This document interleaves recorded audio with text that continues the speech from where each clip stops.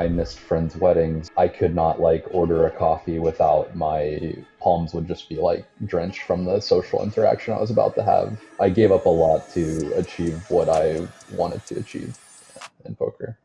I'm kind of curious about some of what you acquired for better and for worse going through some big heads-up swings. I had one where I lost 1.7, went to sleep, and then we played all day the next day, and I won like 1.5 or something. He and I were actually both living in Vancouver, so we had an interesting dynamic where sometimes we would play like 300, 600 PLO all day, and then we'd like go have dinner together after. You've had an interesting career arc.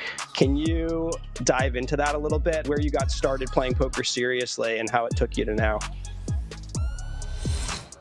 Ben Tollerene, aka Ben86. Thanks for coming on the podcast. Thanks for having me, John. Yeah, bringing absolutely. me out of my media hiatus or absence. I've avoided doing this stuff for a while. We were talking about it a moment ago, but I hadn't seen your interviews until recently. Prepping for this, I watched a little bit of you on Joey Ingram, and I thought you were spectacular. But was that the last interviews of any kind of substance that you've done? Yep, that was the last time. Kind of went into hiding. Actually, I have a quick thing I'd like to share that Please. I think will help me just feel more comfortable. It's not a disclaimer, but I just want to note that I think what historically made me not enjoy doing things like this is I feel like I want to just reserve the right to change my mind. And like I'm 37. I try pretty hard to make sense of things, but I'm also confused all the time. Like along with, I think I have some good ideas, but there's a lot of things that I'm just, trying to sort through myself. So I would say for anyone listening that I would encourage you to, if I say something you like, take that and keep it and go with it. And if I say something you don't like, leave that behind and don't take me too seriously, I suppose. Yeah, let me piggyback that disclaimer. I mentioned it on one of the previous pods, but this is a funny role for me because I had said no to every podcast request my whole career until I became a podcast host.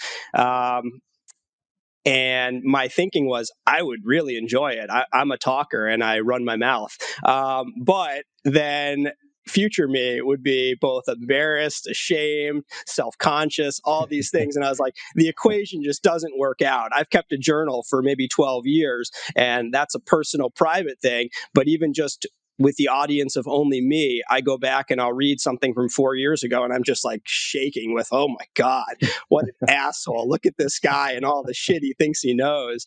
And like the idea of that being on the internet and all these different people from different walks of life coming at it with different orientations and just being like, what a piece of shit he is. It just seems like a crazy thing to do. So thank you for doing it.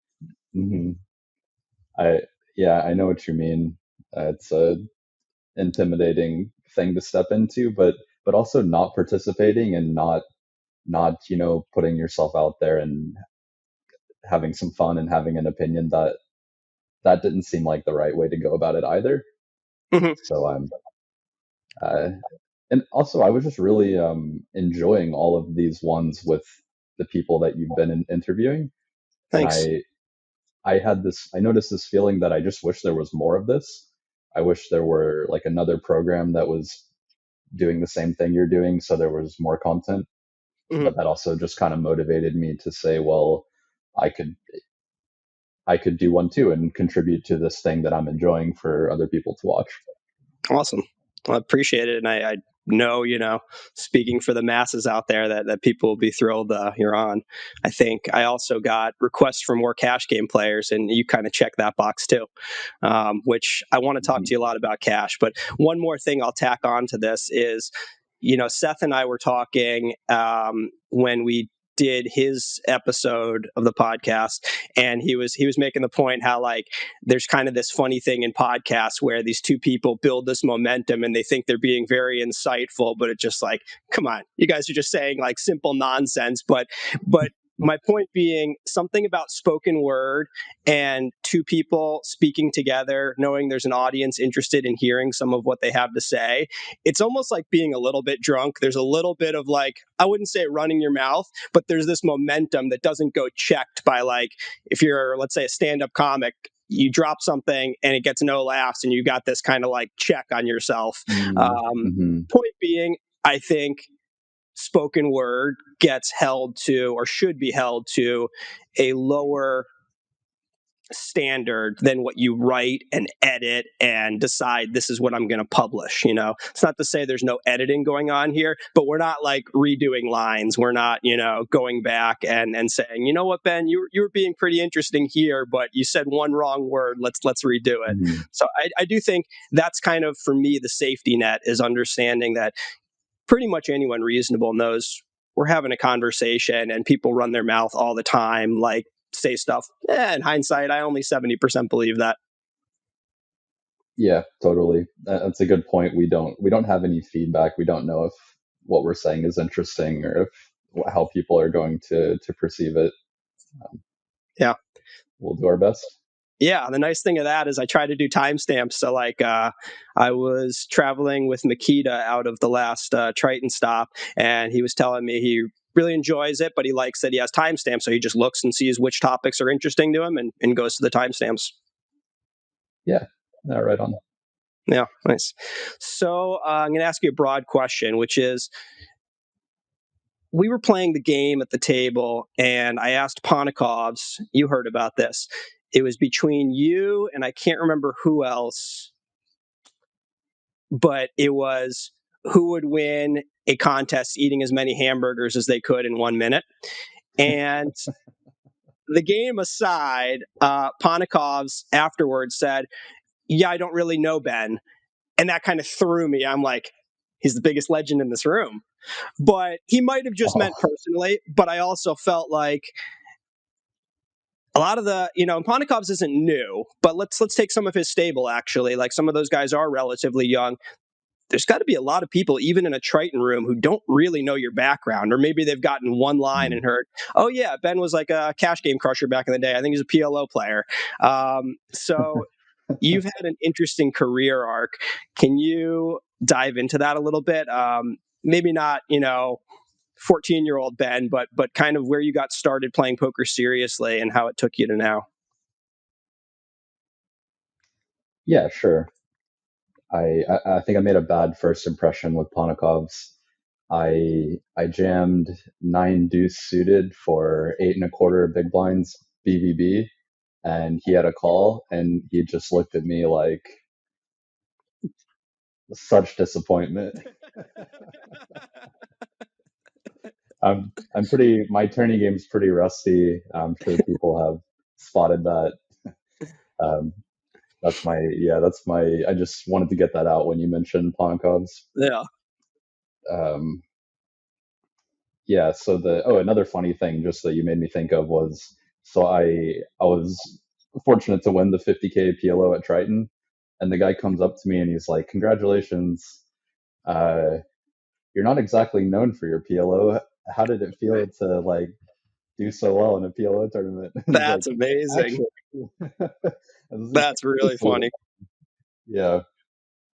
Um, my career, um, my career started in '05. I bought one of those like $600 credit cards, and I mean it started a bit before this, driving to home games in Texas where I grew up. But my real career, I would say, I started with one of those $600. They like match your deposit on full tilt, Mhm. and I bought this like card that you could deposit with because you couldn't deposit with a normal card. Started at 10 cent, 25 cent. This was 2005, 2006, and basically just climbed the stakes from scratch. And by to make it brief, I would say by like '09, I think I was playing 510, getting into 1020, 2011, maybe 2550.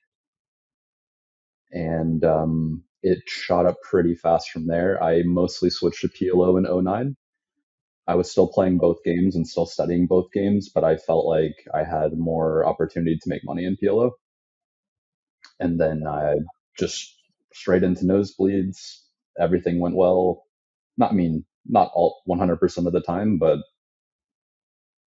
I basically kind of just like ran it straight up from micro stakes to the nosebleeds. It's pretty awesome. When we talk about the time from '06 to '09, and that was all Hold'em, were you doing any work?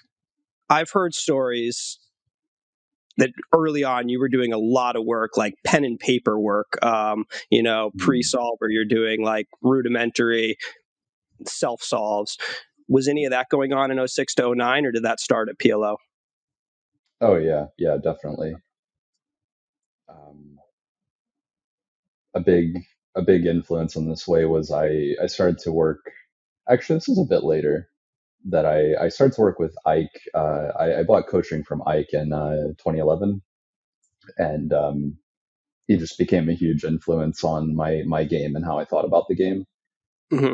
I was I was trying to do the right kind of work, but I didn't quite. Something was missing, I would say, until I connected with him. And around that time, I was reading Mathematics of Poker, and the idea of playing a game theoretically sound strategy resonated with me perfectly. And basically, all I wanted to do was just be unexploitable and try to play that way. And I kind of did, like, I think I was flailing trying to find that. I was headed in the right direction, but wasn't getting some of the more like basic concepts right. And then around 2011, I hired like Ike. I hired a game theory professor, just to like teach me. We were just doing like game theory lectures that had nothing to do with poker. Mm-hmm. Um, and that's when it really took off into this like I've done stuff from.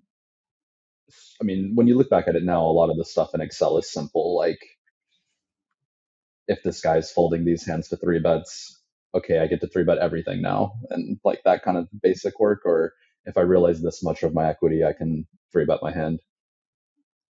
Into stuff like the old card runners EV, Mm-hmm. where you can just like build a tree and like fill in the grid of what the person's doing, and then max exploit it and like see what the response is, and you can like play this. It couldn't like CFR itself down, so you would just keep having these broken strategies. But I spent a lot of time doing stuff like that. Why did Ike take you on in 2011? Do you know? Because I know he hasn't done much personal coaching in his career. Was he getting some of your profit, or was it just an hourly? I know he hit a rough patch at some point. Maybe that was Black Friday. I know a lot of people he was backing or whatnot. That kind of was a financial hit. Do you know why Hmm. Ike took you on?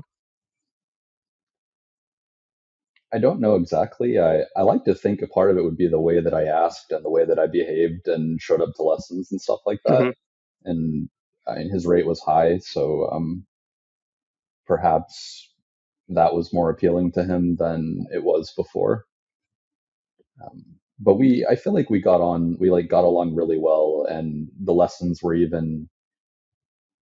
I would bring a lot of questions and material to the lesson, and I think I was helping him get better by teaching me as well. So there's a lot Mm-hmm. of synergy there between the two of us. Tell me about the game theory professor. I heard, was he French? Was that was what? Yeah, Okay. How did that come about? How did you choose this individual, and what do you think you took away from that? his name was Alex Martin. I think he was a Blue Fire poker coach. If I'm not, maybe that's Okay. completely made up. He was a French game theory professor, and I was all in on the idea of learning and playing a GTO strategy, but that didn't exist at the time. So I needed to Mhm. make it up or like figure it out. I needed to build something indicative of that or like with that spirit in mind. And I thought that the first step to that would be to understand game theory better. So I mean, it's very like simple. Like, I want to understand game theory. This guy's a game theory professor. Will you, will you teach me? And we would talk about applications to poker, but he would also, sometimes he would just teach me about like saddle points and like other concepts that have nothing to do with poker, but it was cool to just kind of be in that frame of mind and try to think in that way. And I think he had, now this is funny, like these things are coming up in my mind from a long time ago. He had this like node by node game that was like red player versus blue player. Yeah, and it was just toy games. It Mm-hmm. would be like you could like solve these toy games with sort of bare bones parameters that I don't exactly remember right now, but I do remember learning from that, like seeing this like polar range across multiple streets, stealing more EV from the other player as the bet size goes up. And it's like it sounds so simple now, but like seeing it visually in the form of a toy game back then was powerful for me. I think there's something extremely helpful about the knowledge you soak up that's not going to be implemented tomorrow. You don't really know. It might never have an implementation purpose in your life, but just kind of picking up, in game theory, in hindsight, it seems relatively obvious that poker is going to move in a bunch of different directions, and soaking up game theory can't be harmful and is probably going to be very helpful in some way or another. But I don't think many people at that point, you're about 24 at the time, 25. I don't think too many pros at that age were going to be comfortable spending their time, one, studying. That was a huge minority, I think. But two, not studying something that is directly applicable tomorrow. To me, that kind of stands out as pretty unique. I definitely, just hearing your story, it contrasts so strongly with mine. I was someone who had zero interest in studying, did not see the future of poker at all, clearly, and it kind of washed me up around that time. That sounds strong or harsh on yourself.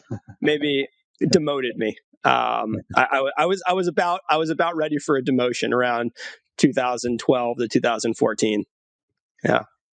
You were a great example of why I cared about this kind of work and why I felt it was powerful, is because I felt like I kind of hit the cap on outfoxing my opponent or like outwitting them in that way that we used to do. Mhm. I felt like once I got to 2550, it was just like I'm getting tricked as often as I'm doing the tricking. And when I changed to this approach where I didn't care about that anymore, I remember you being a really good example of giving me like I felt more confident in what I was doing, because we would sometimes play the 5K heads up sit and goes, which I know you did great at. And when we would play, you would take these lines that would you would push these such strong feelings in me, like I need to, like I should fold, I need to fold. But I would just sit there and be like, okay, calm down. He's betting 60% pot. And then I'd feel like I wanted to fold so badly, and I'd click call, and you'd have a bluff, and I'd be like, yeah, like you're tricking me, but I'm not playing that game. If that makes sense. And Yeah. mhm. That was extremely painful for me. That was like, I'm the guy who didn't know what MDF meant. I didn't have a HUD, had zero clue. Like, every once in a while, I would get around a poker player, and they might be kind of lower in the hierarchy than me in my exact game.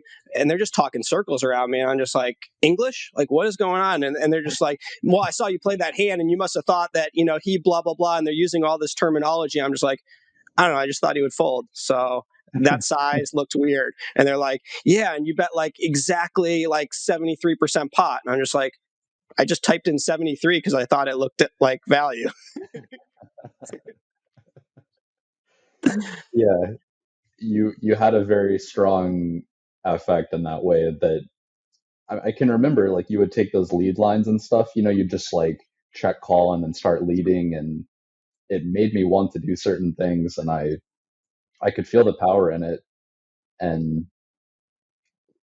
I think just fortunately I had this commitment to not letting myself go with those feelings that helped me not get smacked around too hard. Yeah, yeah, and the game moved in that direction. I can tell you, no surprise to you, but it was like all my instincts were falling apart. I was just like, this is how, like, it wasn't like a constant thing, like when you make this move people react this way. It was fluid, and I loved that like 6 months later a new iteration of the metagame would come out, and I just kind of felt like I could stay ahead of that. And then all of a sudden it was like that subscription ended. There were no new issues of the metagame, or they were, it was like an essay in a magazine that was all about game theory. It was no longer important. It was, very low relevance. And it just kind of all of a sudden I was like, whoa. And I kind of got angry at the game. I was just like, bunch of robots. This is not poker. These are, it's something different. Mhm. And I think for me that's kind of been a big lesson in life is you can have a preference and you can kind of feel a certain way about something, but then you need to make decisions for your own life. We're like, a massive one right now is AI. I think that we're all, you know, unsure of what the future holds, how impactful AI will be. And a few years ago, I would ask people the question, like, if you could put it back in the box, would you do it? What do you think? And it's a fun discussion here and there, but it's, of course, irrelevant. Like, it's not going back in the box. Whether or not it's going to be positive or negative for humanity is beside the point. We kind of need to decide how to best deal with it, whether you're a pessimist or an optimist. And that's been a big change in how I view just changes in my own life, changes in the world. We're both 37. We're talking about a time we were 24, 25, or you're 38, right? 37, yeah, about to be 37. 38. Okay. Yeah. But I mean, like, I don't know. When I turned 30, my friends and I would talk a bunch about the changes in our body in terms of like, wow, I'm sore after playing sports or whatever. And I wasn't 5 years ago. And okay, that conversation has kind of exhausted itself. It is what it is. Make do, Mm-hmm. I don't know, just kind of riffing on the difference between lamenting and adjusting. I feel what you're saying, how I'm definitely guilty of that conversation about like how my body's feeling, but it doesn't serve any purpose other than it's just shocking, I think, is more than anything. Sometimes like a brief moment of commiserating is nice. That's kind of one of the nice things about spending time with people your own age is you can kind of commiserate about the same things. I mean, I just get joy even talking about these old days in poker with you, even though we're talking about this inflection point where my career started to go down and yours continued to shoot up. Still Mm. interesting and enjoyable for me. Did you have an adjustment to your approach, or what did you do? What did you do in that time when you were feeling that way? So I think I kind of need to back up to my orientation to poker, which was that it was very natural for me. I kind of felt like one of these people who was good instantly and never did any work. And that made me very entitled and spoiled. And it was just kind of like, it was pretty bad for my character, I think. It just played into this is how the world is supposed to be. I'm supposed to be given things, and when that's no longer the case, it made me feel petulant. And so, as I saw myself getting worse and worse relative to the competition, I just became less and less interested. It did correlate with some of my values in a positive way, which was I was never somebody who was intent on making a ton of money. As soon as I had $1 Mm. million, I was kind of like, why would I make any more money? It doesn't really make too much sense. I'm not even interested in spending this. But, and I I liked being at the top of a hierarchy, but I didn't really like fighting for it. I wasn't that interested when there was adversity. So I was kind of at a point in my life where I wanted to do other things. I wanted to date more, golf more, socialize. Was also smoking a fair amount of weed and going to the movies every day. And I think I was, without realizing it, getting in touch with a lot of my emotions that I'd neglected. I think I'd just been kind of a competitive guy doing competitions, and I kind of liked watching a drama and crying. And that was like, wow, I'm tapping into something kind of cool. So that was kind of the direction it drove me. But I feel like I got fired from my job in many ways, but that it maybe was a blessing. Yeah, I can relate to that experience of wanting to kind of balance yourself out and being very one dimensional, trying to get to the top of this thing. For me, I think more trying to get there, and for you, I think that was more natural, or I'm not sure how to say it. It sounds like you kind of just arrived there without like a great effort behind it. I don't know if that's I think I fair or was not. forced to zoom out. I think that that you know I'm exaggerating saying I was fired from my job, but no longer, like, getting a demotion essentially made me kind of zoom out and ask some of the bigger questions about what I wanted from life. Where if I had kept climbing and kept winning massive amounts of money, the opportunity cost would have felt very high, combined with the fact that I would have just enjoyed being at the table more. And it may have been a longer road towards me zooming out and getting perspective on what I really want out of life. Hmm. Poker people in general, I think one of the really cool things that links us is, in some way or another, thinking probabilistically, thinking in EVs. There's a lot of positive to this. It helps us make really sharp decisions, I think, in a lot of ways in life. But I also think it creates, as most ecosystems are, somewhat of an echo chamber. I'm curious if you've ever thought about some of the downsides of this echo chamber, being around so many poker players who more or less have some of the same orientation to the world.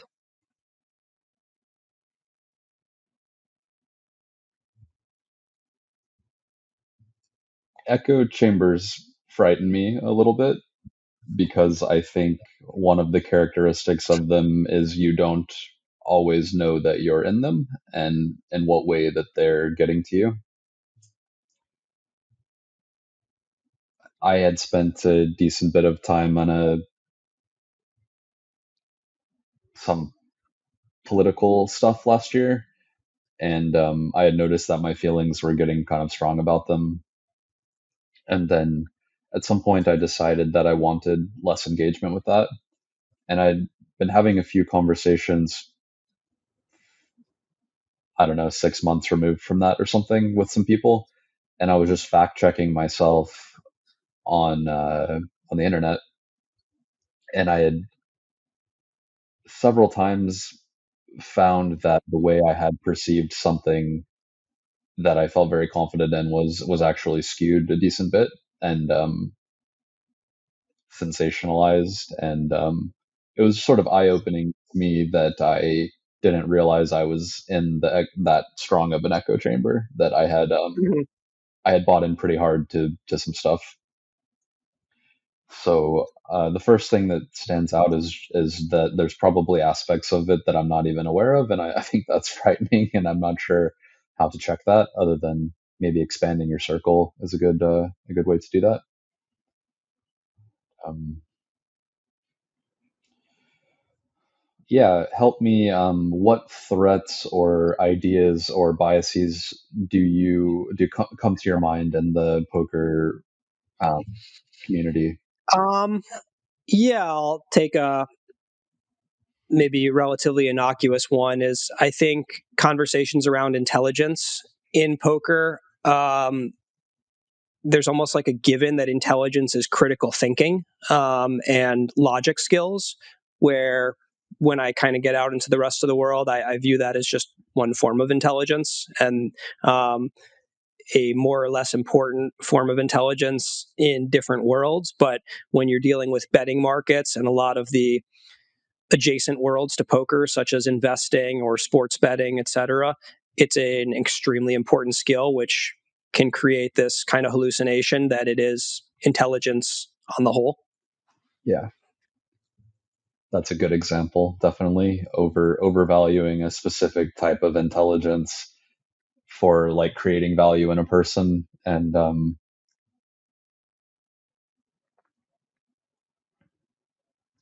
have certainly been guilty of that in the past, and maybe not given people enough credit or taken the time to learn more about them if I disrespected this aspect of them. Mm-hmm. I think that's a good one, and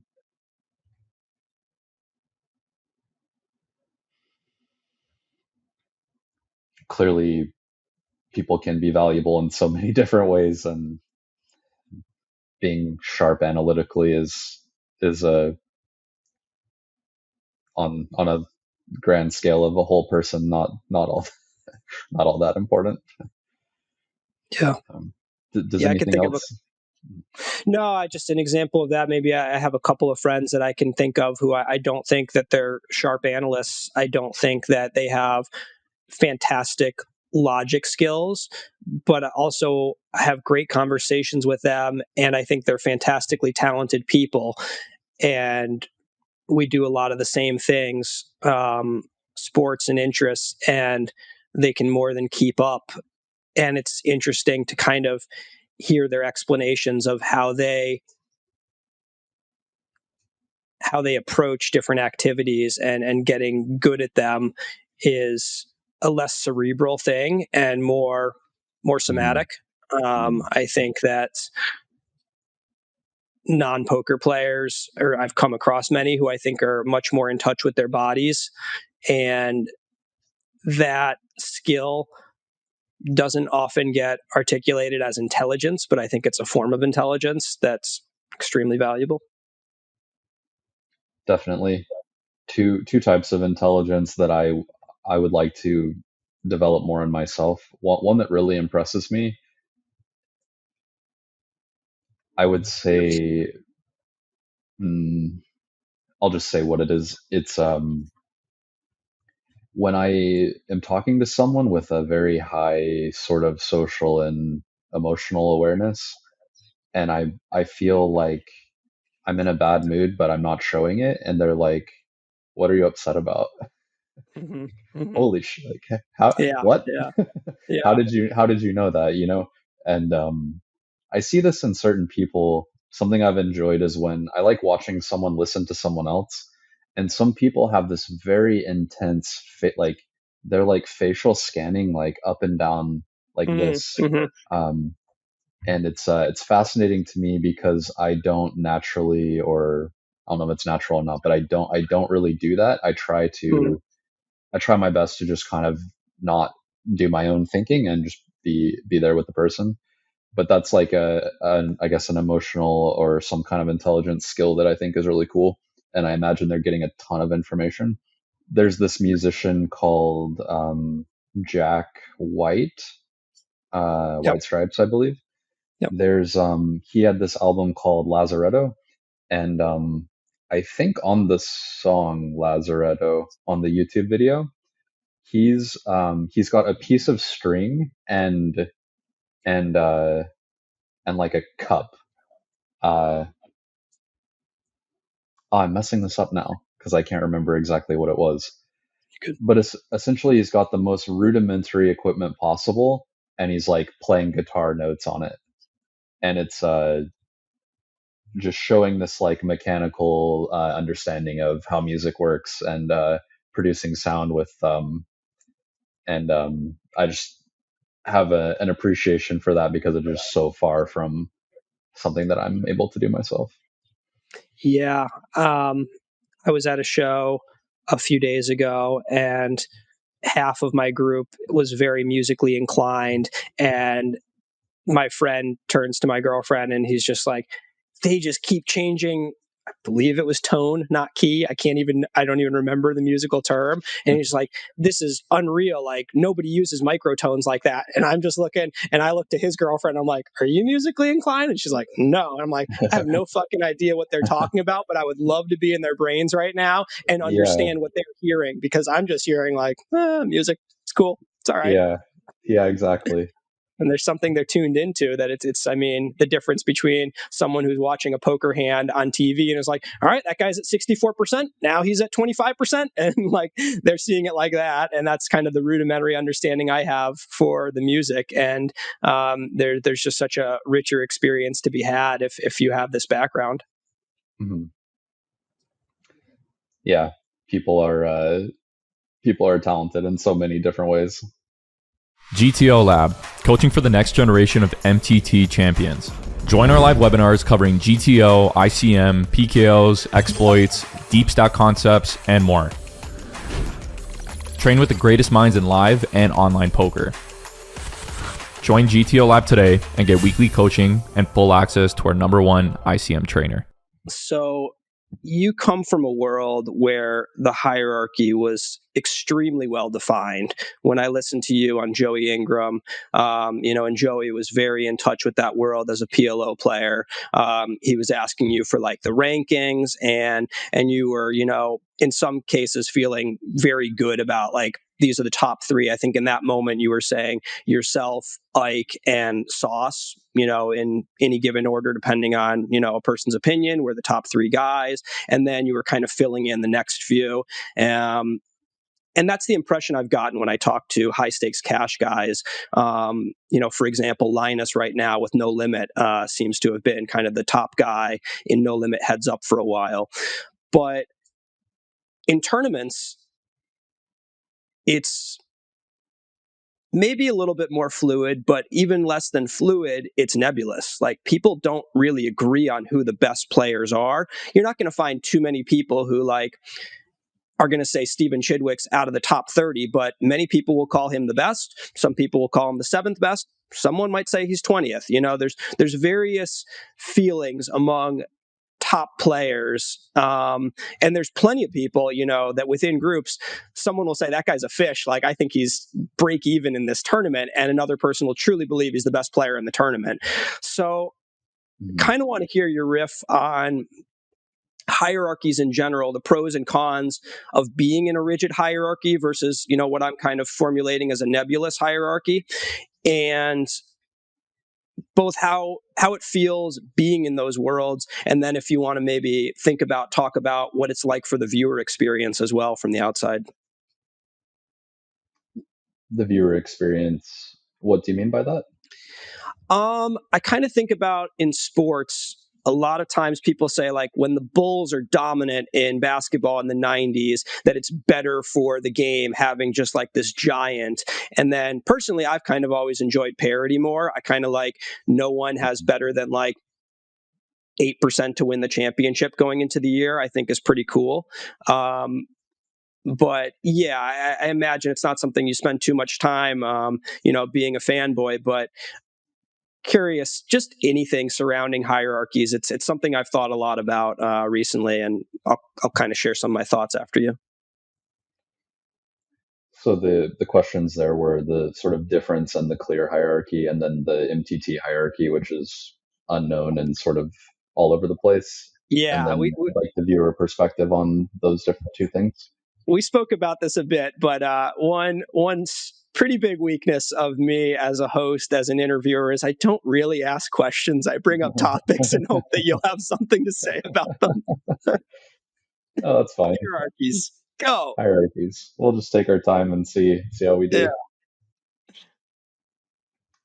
Well, the first thing that comes to mind is for the health of the game and action, hierarchies are very bad. You need there to be confusion and no agreement between the players who's the best when you're playing for money. That much is clear, I think, where when the hierarchies were in debate, that can be a good thing. But once they're established, action just gets killed. There are a few people who are trying to like attack upward but eventually they either reach the top or they have to slot in wherever they belong, and they don't they get kind of beaten out of pushing further up and excluded from looking below for action. I've seen that play out more through observing friends than when I was coming up. It was less clear and there was more disagreement and it was easier to get action. I think hierarchies kind of bring a hype to them though, when it's like, oh, number 3 is playing number 4, and the like, if he smashes him, maybe he's going to go challenge number 2 or whatever. I think that's kind of cool, and I do enjoy like rankings and ELO systems in general. Like, I think that's a fun quantifying skill is a fun thing. The on the other hand, the MTT landscape I think is completely insane is the word in my head, but that seems a little bit too over the top. But I've observed these cycles of this person becoming, some person will prop up and then everyone's like, this person is so amazing. This is like the best player we've ever seen.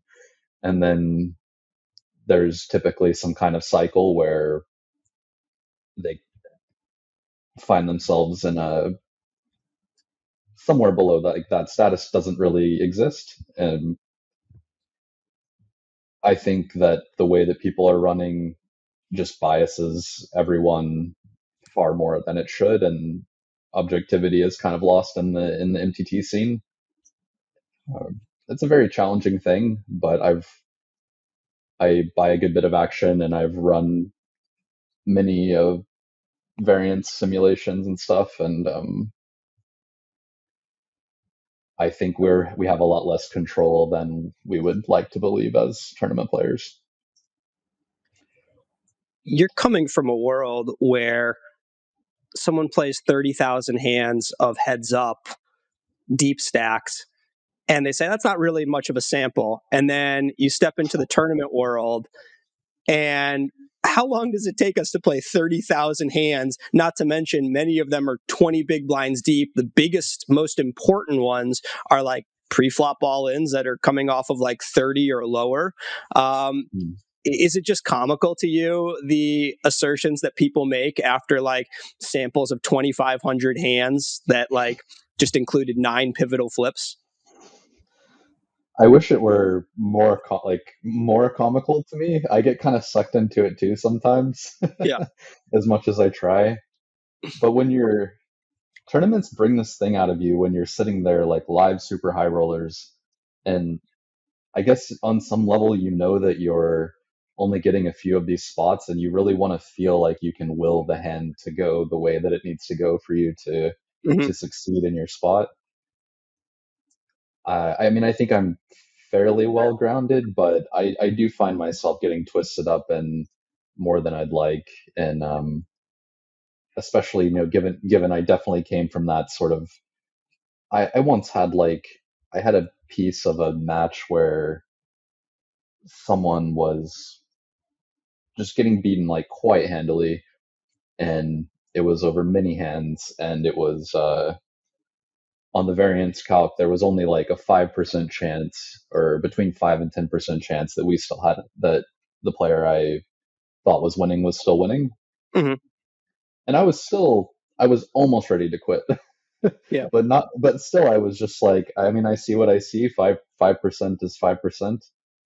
So I'm just a funny example in my mind of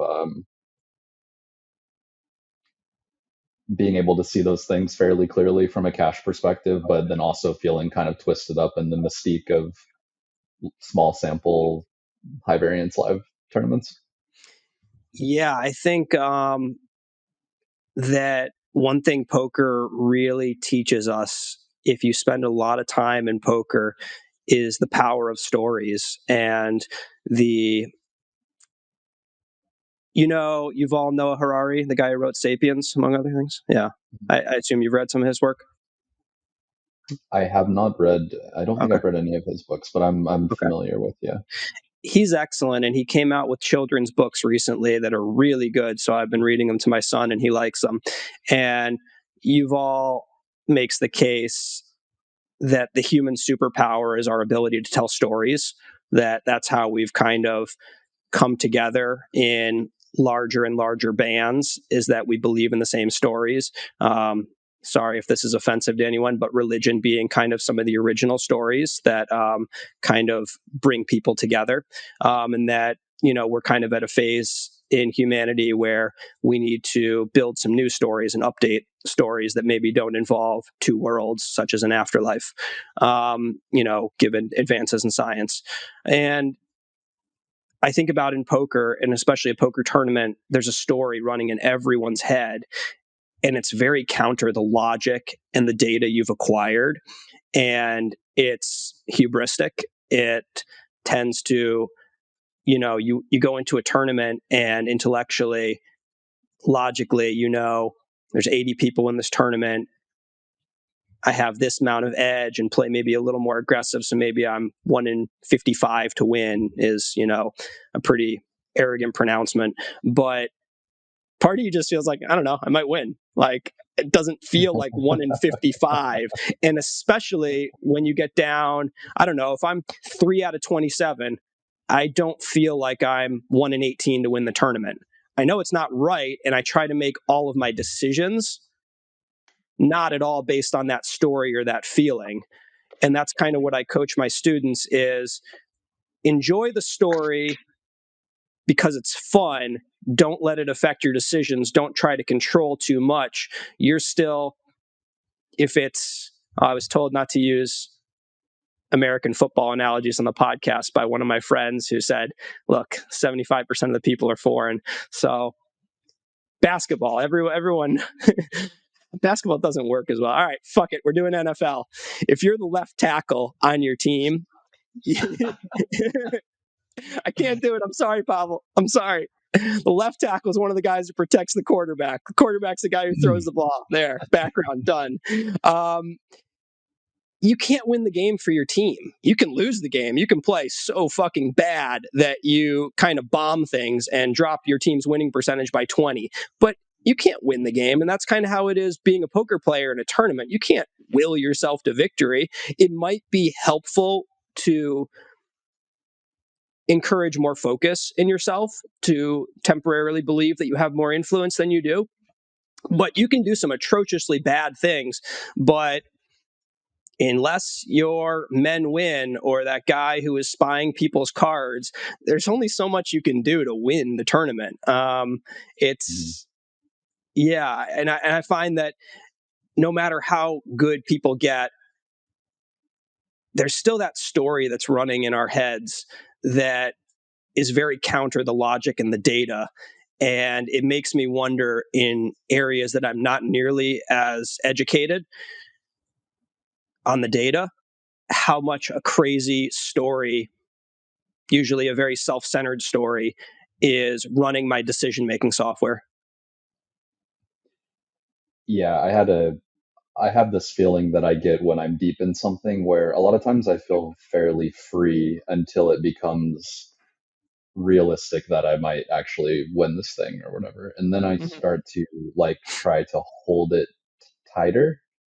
And I had this conversation with Lucky Chewy that I really loved, where I just supposed that he would have something to say about this, and I just expressed this to him, and he said, "Oh yeah, that's just when I remind myself that you're not in control here, bud. You just don't have that much say, and there's nothing to hold on to. You can't do it." And that I have a few comments I've really enjoyed on this vein of thinking, and it's also why I told you this. I appreciate your game so much because you largely play like you are free of that holding on to where you're currently at. Like you're ready to pull the trigger and go out at any moment, which is ties into the other quote I really loved on this. I was watching There's a tennis stream. available if you go out, so there's that playing into it. That's a huge rebate. On the commentary, just a simple commentary blip, Schulman said, "You've got to be ready to die out there." And I love that. I think that's Yeah. so true of tournaments, that you have to be ready for your tournament to end. Um, especially in No Limit Hold'em, or not even especially, but in Omaha, I find it so like natural that like obviously this could end at any second. Like we're Yeah. playing Yeah. Omaha, but in Hold'em there's this like, yeah. What were I you tell saying? students dead man walking should be your philosophy going into the tournament. You will die at some point. This is not going to end with you winning. Once in a while, I will be wrong and they're going to crown you. But to do your best, you need to acknowledge that it's not going to be you today, which is maybe not conducive to the positive thinking that some people like, but I think it's freeing, as you kind of mentioned. Yeah, it's sort of aligning your expectations, which is very important for not causing yourself undue pain, and Yeah. it's just a more accurate view of what you've signed up for. Mm-hmm.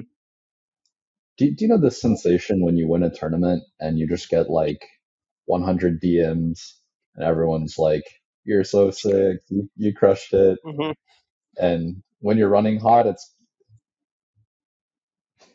sometimes it creeps in where I'm like, "Hold on, am I just the like these people are right? I'm the immortal god of tournaments," Yeah. and it's Yeah. like clearly that's not the case. Failure sends you inward and success kind of puts you out on the stage. I feel like it's very tough to learn from success and very easy to delude yourself. Um, yeah, I'd be curious your thoughts on if you felt like success has ever held you back, or the opposite, when failure has really helped you or taught you anything.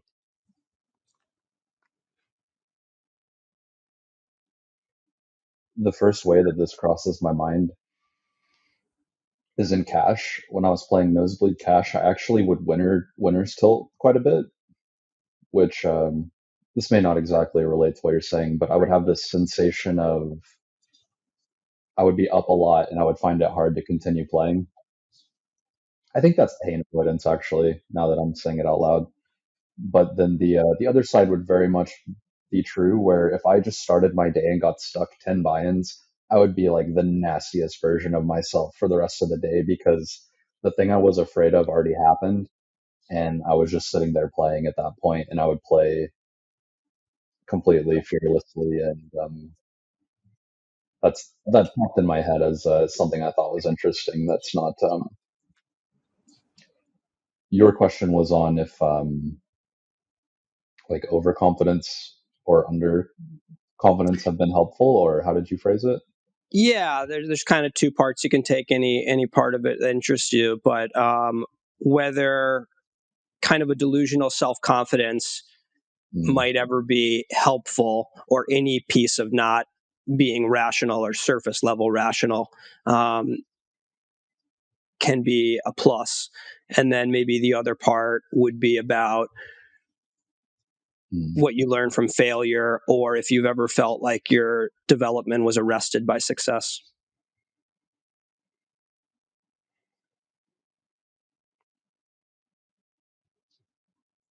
mm. I feel pulled in both directions on if being irrational can be helpful, because it feels like a positive thing to sort of believe that, say I just show up and believe I'm the best player in the tournament today. That's not true and doesn't sound harmful. It sounds like it might help me play more confidently and more like assertively.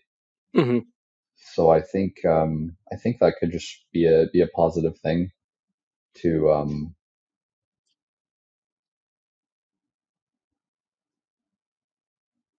sort of believe things that are optimistic and, yeah, like helpful in that way. And maybe as long as you're not getting so like sucked into them that I could see there being a like double edge there. Um, and then on the note of being sort of stunted or development stalled by success, do you mean that in specifically like a poker sort of way, Personal or growth. like? Oh yeah, definitely. Yeah. Yeah, yeah. I was not a very whole person. Still, definitely still working on that. My goal essentially was to be the very best uh, poker player at that time. That meant cash to me, and I went 100% at that from 2005 to 2016 or so. And I did so many. I missed friends' weddings. I could not like order a coffee without my like breaking out into a sweat due to the like my palms would just be like drenched from the social interaction I was about to have. Um, it was it's definitely halted. I gave up a lot to achieve what I wanted to achieve in poker. Definitely. That's a conversation that interests me a lot. Is I was talking to a recreational we both know who's a great guy and told me about all the sacrifices he made building his company with, let's say, Adderall, nicotine, just not treating his body particularly well to work around the clock, etc. And no doubt there were many social sacrifices like the ones you mentioned along the way. And I think that's a pretty familiar story for a lot of high achievers who build something, whether it's a company or, climb the ranks of our ecosystem. And it makes me think of something you were saying on one of the Joey Ingram podcasts. You were talking about mental health specifically, but you were saying how you can't see there from here, how the other side is not really something that you can have in view when you are kind of mired in depression. And that rang very true for me, both in myself and friends and family, who've, just when they're kind of at their low point, it's very you're speaking two different languages. It doesn't really, nothing connects. Mm-hmm. Anyway, I'm kind of curious about this. It almost feels like there's a path of mortgage your present for the next 5, 8, 15 years. Then you'll have money and you'll have status and you can figure the rest out.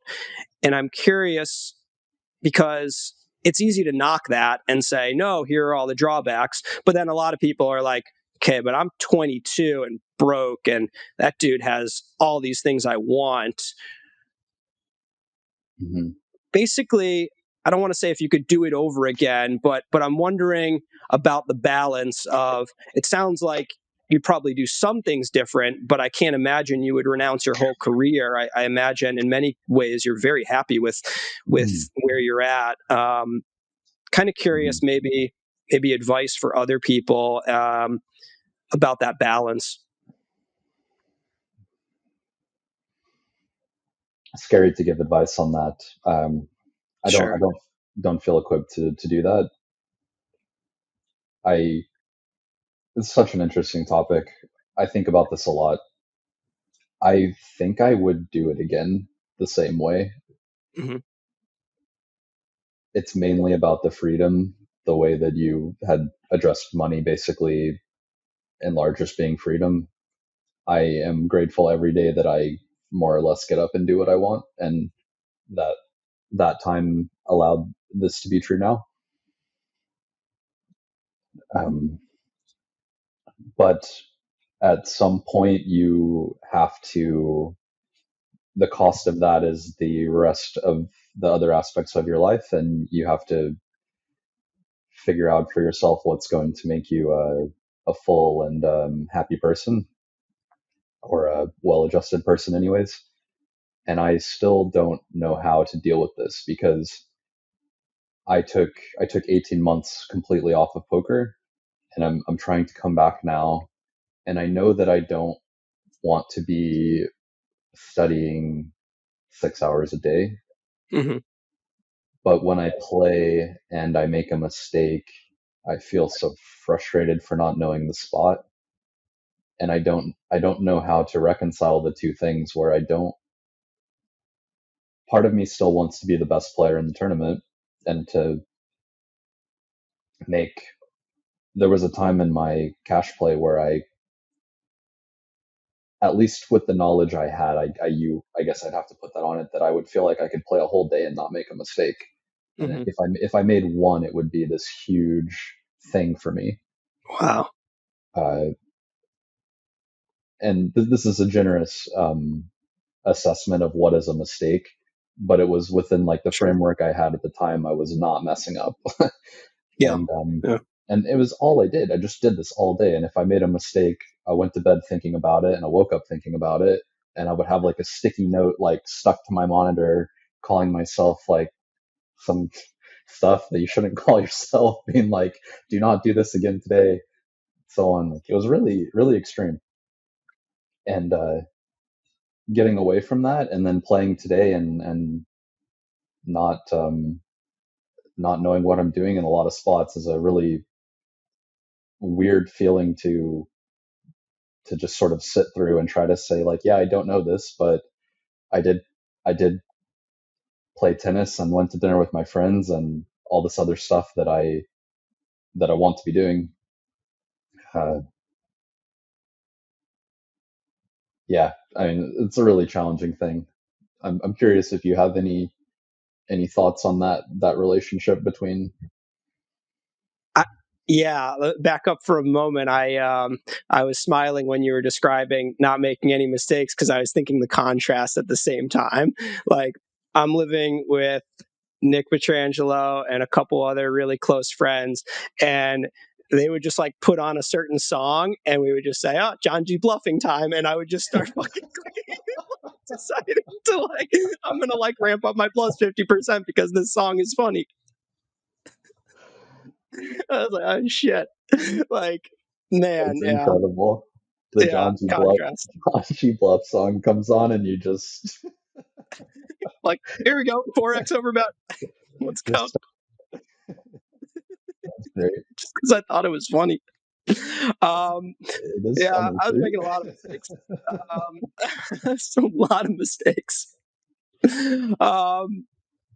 Yeah, so it's tricky. I come from, it's interesting. When it comes to just competitiveness in general, everyone in my family calls me extraordinarily competitive, and I've kind of always thought that. And then when I got into the extremely competitive world of Heads Up, I kind of felt like I wasn't very competitive, relatively speaking. And how you view yourself as far as wanting to, let's say, dominate a hierarchy, or what your place is,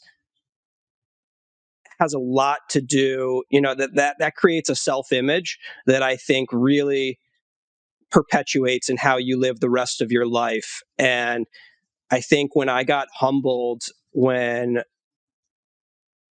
HUDs became more prevalent, when heads ups moved to hypers, and when solvers started taking over, it really changed my self-image into someone who just kind of wanted to be extremely balanced. I'm grateful for that transition that happened. I can't claim it came from wisdom as much as circumstance. But again, a lot of it has to do with the end game, that I just kind of really early on had a big score in a tournament and realized that I didn't have any interest in more money, or the interest was relatively low, we'll put it that way.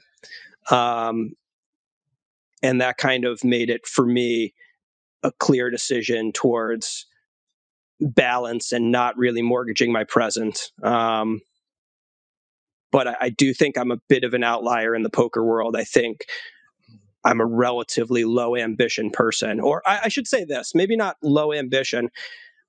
I remember learning about the founding fathers and hearing about all different guys and thinking Thomas Jefferson and Ben Franklin were the coolest. I was like, these guys are so broad. They do everything.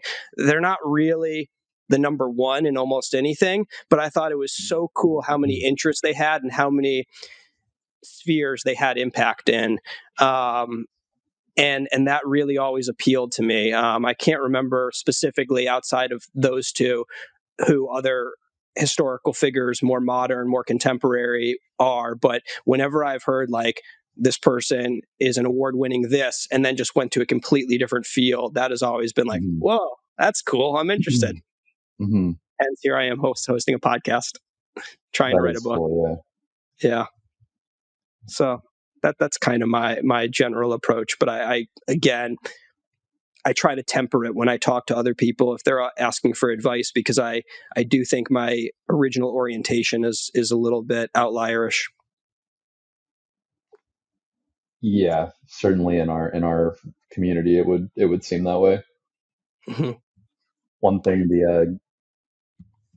I was just going to fill the gap with the comment I really enjoyed from my game theory professor back in the day. We were talking about geometric betting, where you try to like bet the same percent of the pot over X streets instead of like putting it all in at one time.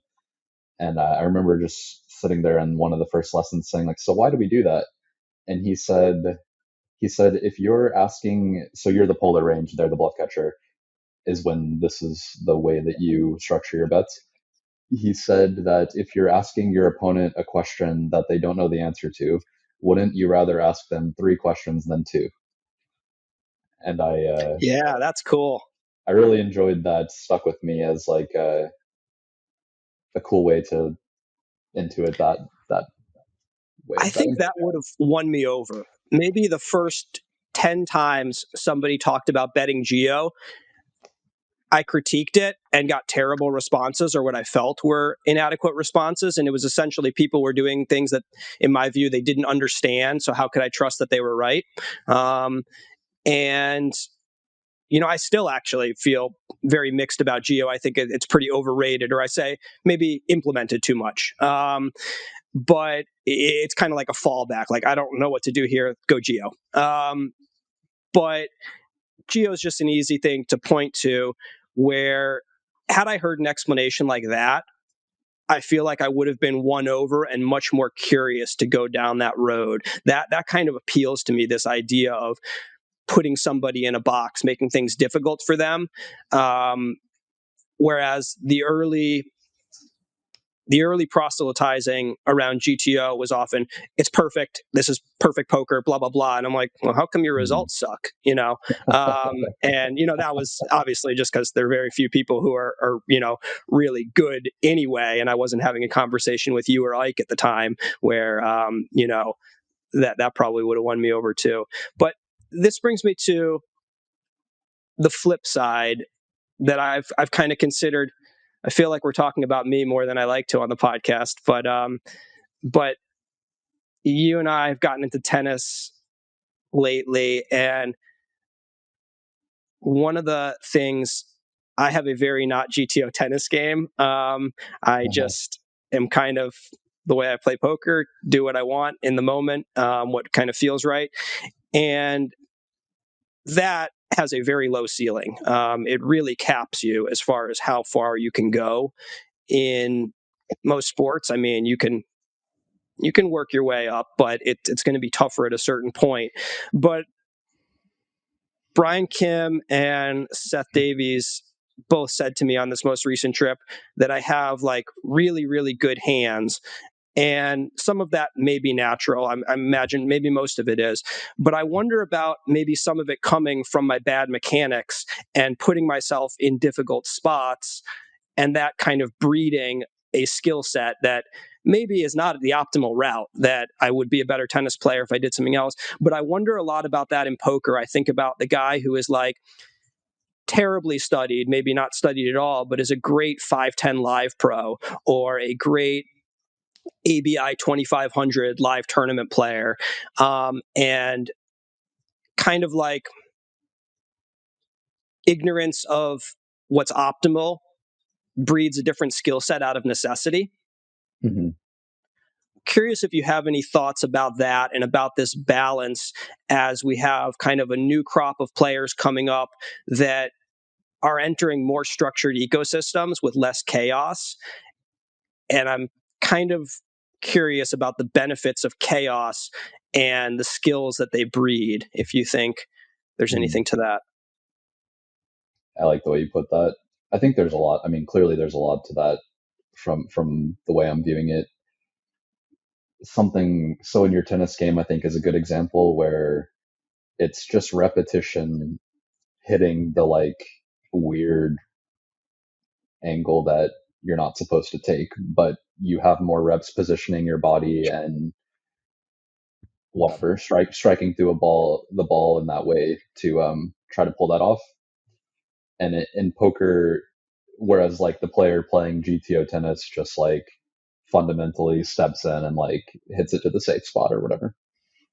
And I think an application in poker there are games where, say you're playing like 300 blinds deep live cash game with an ante in the middle or something. You could give me like I've come across spots where there'll be a player who I know at 100 BB, maybe up to around 200 BB, their theoretical knowledge is better than certain players in this game. But if you just throw them in there, and perhaps I should make it a little bit deeper in this example, if you made it like 400 or 500 BB deep, they would probably, if you put like a aptitude test of how to play this deep in front of them, they'd probably score higher than the person sitting across the table who only plays in this game. But the repetition of being in the super deep, weird spots, I think would outweigh that theoretical knowledge with no experience actually doing it. I think being exposed and working through those things in real time has a value for sure. Yeah, I think I'm coming from a place of bias because I want it to be true because it's so much in my ethos. But I kind of feel like, say, practicing against the bot all the time is this sterile work environment that's great for building a framework and the scaffolding. But then the nitty gritty, like poker is about making money, and money comes from people who kind of don't know what they're doing or are doing some pretty incorrect things. And you kind of need to stress test yourself with chaos. I just kind of feel I heard a while ago that, and this is maybe especially true for people in their 30s and older, maybe 30s if they want kids, I guess, is stress test your relationship early on, like go camping, go on a road trip or something. If you want to find out if you want to be with this person, don't wait, 12 months until you have some adversity with your partner. If it's kind of important timeline wise, maybe that's not a great advice for someone who's 21, like just kind of enjoy the honeymoon period as long as possible. But that had me thinking a lot about just getting good at anything and how so much of being a top performer is really how you handle the chaos and the adversity. And that can be a very tough thing to stress test in a practice environment. Mm-hmm. Yeah, that makes a lot of sense. I talk about Ike a lot, but again, he just has a big influence. Ike is a recurring theme on this podcast. Please, we love Ike. He's one of my best friends and has a big influence on me. And yeah, he had just said that this week he had said that the way that if you like stacked up your scores against the solver, that would be the equivalent to like for an athlete, like how fast you can sprint or your like percentage to make a shot or whatever, like whatever sport you like. Let's go with NFL combine scores. Let's go with proper football. It'd be like your frequency to like connect the pass that you're trying to connect or score a penalty kick or something like that. Mm-hmm. And a real game situation in both are much different, where there are all kinds of variables that you're dealing with on the fly, and very rarely are two spots the same. It seems to especially, it just occurred to me that in our tournament poker sphere, where the unequal stack stuff just makes everything so different. I mean, just the variety and situation it's something I've really grown to appreciate about high roller MTT. Is it feels like it's like a infinite skill ceiling because of the shot clock and the live element. So you have, for me personally, I do not have enough time to analyze the node in 30 seconds. So I spend Yep. almost no time looking at my opponent. And so the biggest way that I could probably increase my skill ceiling would be to actually speed up my process so that I can spend some time being an offensive live poker player rather than a defensive live poker player.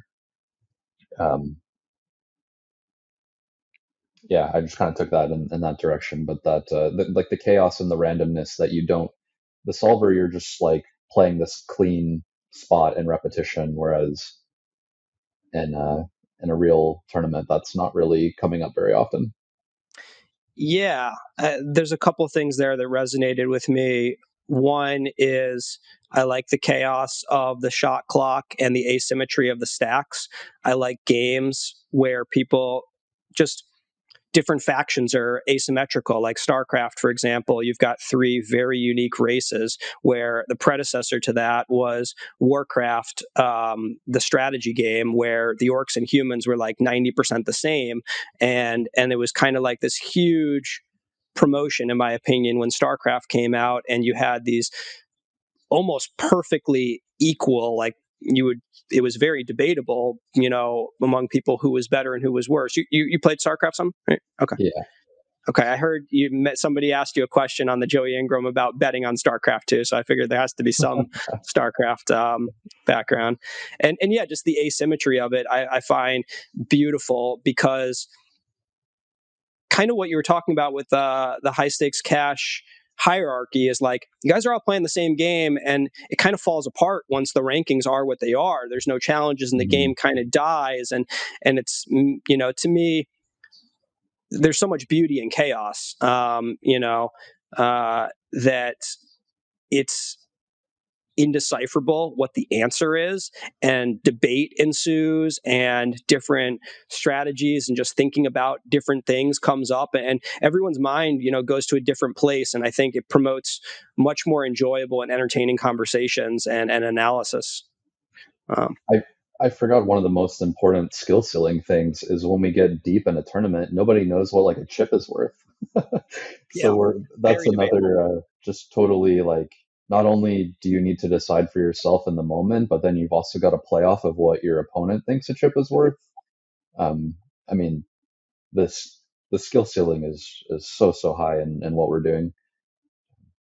Yeah, I think that's some of the most interesting stuff. We were talking about Leon and Dvoress were doing a webinar for GTOLAB last week, and they were looking at a hand I played in the Invitational, the 200K on day one, and essentially right away there's debate about how much ICM is at play. Certainly two ways of going about it. I think when you're on the first bullet, it also makes a lot of sense to be aggressive, try to take the leverage of other people trying to survive, and have, in general, this is 230 big blinds deep, right? So very tough to say what the correct solution is. I haven't looked at a chart like this ever, but queens certainly can call, just like John did here. I would definitely mix 3-bets.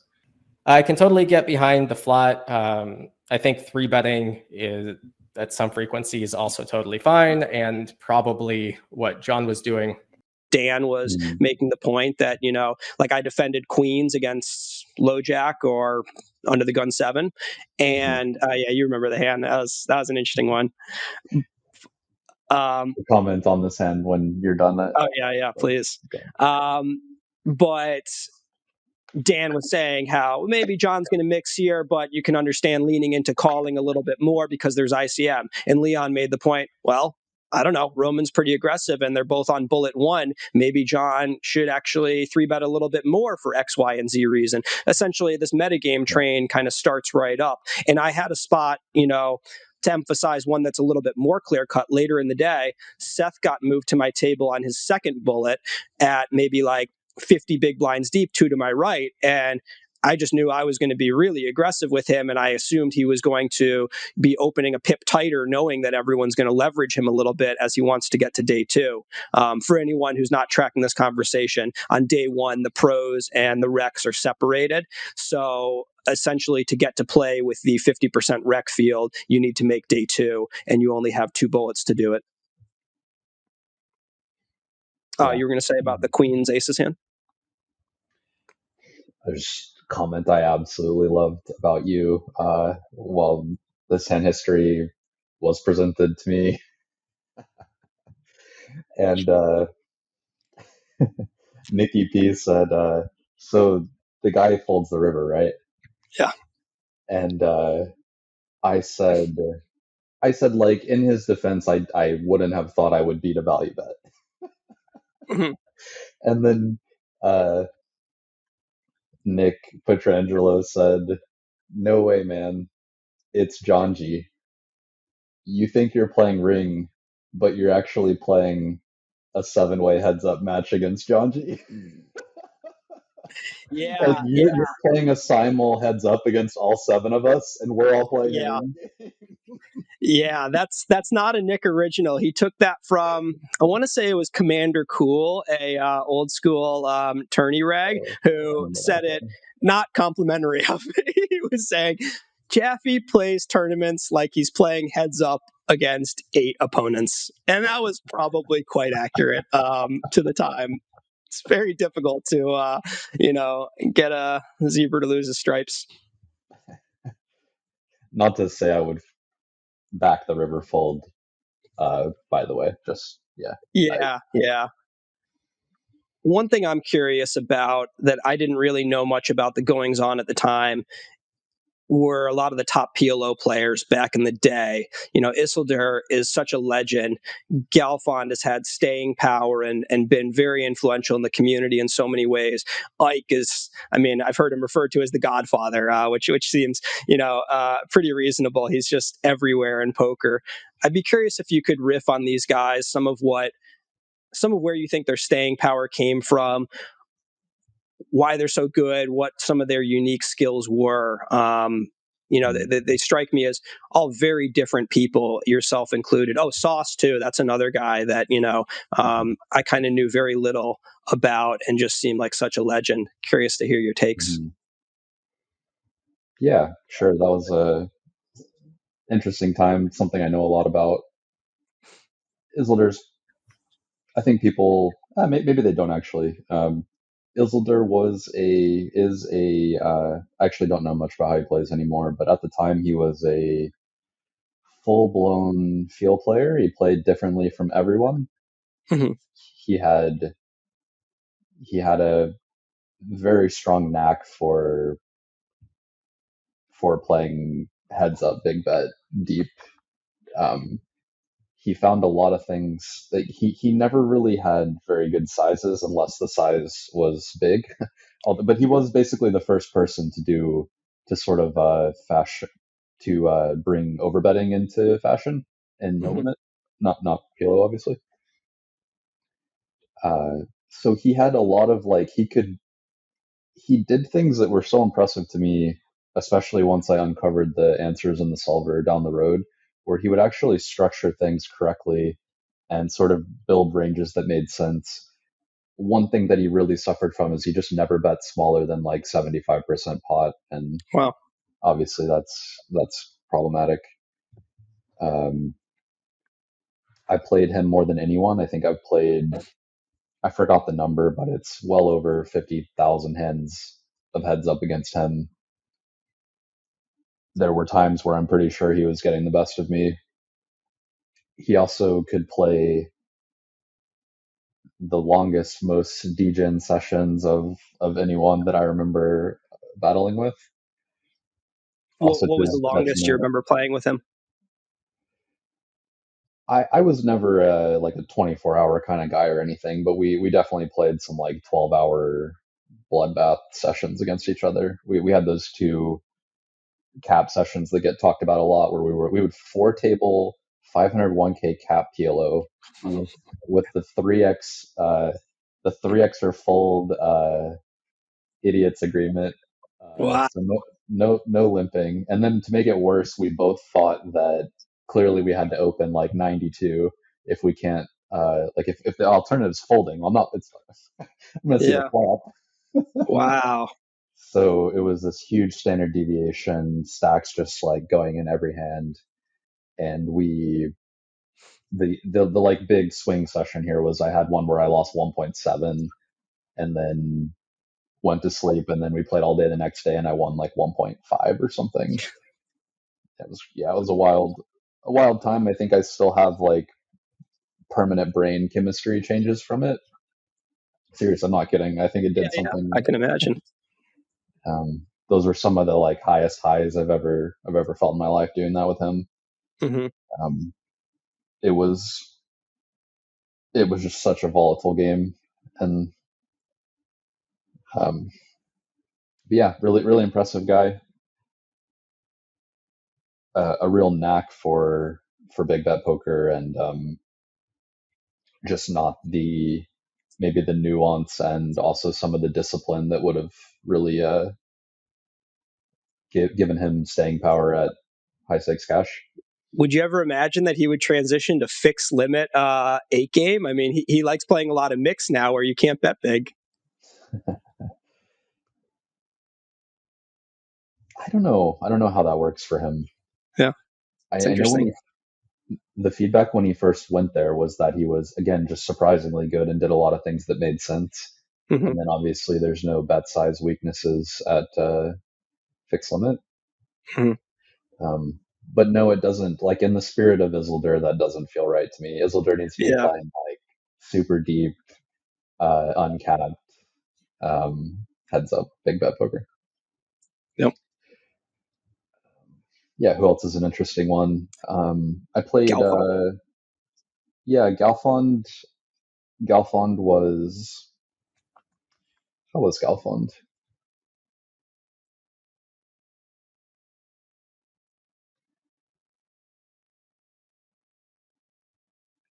Again, I think more in the sort of feel category, but he was more controlled, more feels, I don't mean this as a downer to Isildur, but I want to say more sophisticated, like a little more nuanced, a little less predictable. Obviously, all the reps and like one of the greatest thinkers. Like I think we all learned stuff watching his videos.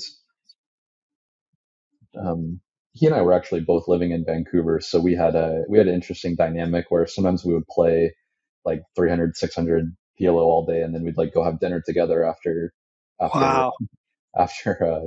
massacring each other and starting tables heads up and stuff. It was a weird time.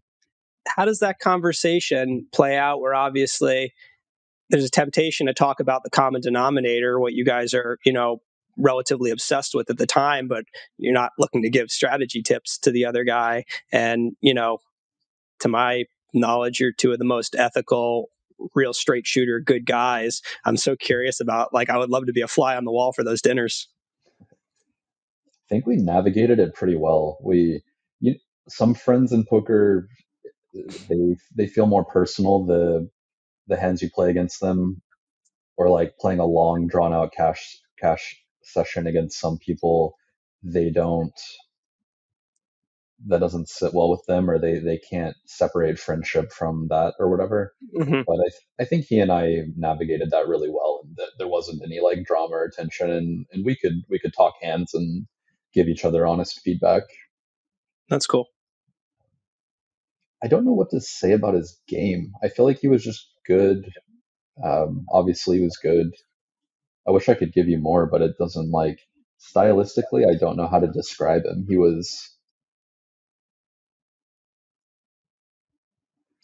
wasn't like a mechanical savage like a Sauce or somebody like that, Mm-hmm. but he had the experience and the feels and the some of his own ideas that he was very effective at implementing. Yes, Sauce was a pretty scary opponent. I became friends with Sauce somewhere around when I was kind of peaking, and I didn't play him heads up very much. But Sauce innovated a lot of the strategy back then. Sauce innovated some of the stuff like we all used to fold the big blind too much. He was one of the first people to say that no, you can realize enough equity to defend these hands. He played like in the spirit of a computer before they came out. He was doing similar work that I was doing, and he was very good at it. There was like a sharpness to playing him where if you weren't playing in a balanced way, you could feel the like feedback of like you can't get away with doing that against this person.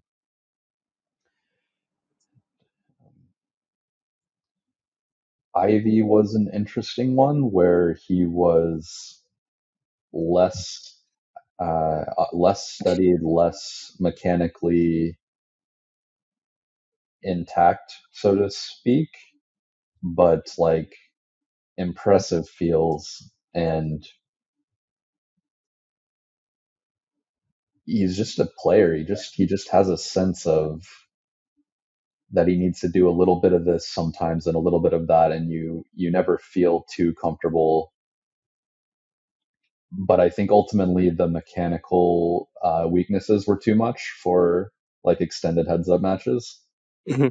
And I also think he was in and out of focusing. Like in some periods he was intense and being deliberate about paying attention, and sometimes he was not focused and doing other stuff. And then Ike, I didn't play Ike because we were working together. In my book, Ike's the greatest ever. Mine too. The I mean, I greatest don't know mind anything for about PLO, but just overall poker impact. Yeah. You can't have the career I've had and not think that. Just like the stuff that I've experienced with him, and it's sort of that's how it is for me. But I feel like the difference between for me when I talk to Ike versus when I talk to someone else is Ike answers questions in this robust way where he sort of builds he thinks through the problem as he's answering you and builds the sort of rational conclusion from scratch instead of like he's not often quoting something that he's memorized or something like that. It's usually like you do this because of this and this mechanic or whatever, which I always find very impressive because I'm okay at that, but I do rely a good bit also on just memorizing stuff if I can't find my way through the mechanic. It feels like Ike reached systems thinking before a lot of people, but he doesn't use the jargon that kind of says, oh, I just read this in a book. And so he's not, he's not being explicit a lot of times, but he hears questions differently. And that's how it feels to me when he gives his answer. He contextualizes so well. And I'm like, wow, I kind of asked the wrong question, but he made it into the right question and answered it really, really well. Robust is, a great way of explaining it. And I think what you're saying, what comes to mind for me, a more simple way of saying it is he's one of the most open-minded poker players, if not the most open-minded poker player I've ever talked to, who's actually exceptional at the game. And I think it's because of his open-mindedness. He's always willing to see what might have been good about what to most people is just an objectively bad play. And he's kind of seeing all the pros and cons rather than just delivering a summary judgment. Mm-hmm. Yeah, he does a great job of not being too influenced by various biases and sort of just seeing the play for what it is and what that person might have been thinking about or what might have been going on for them.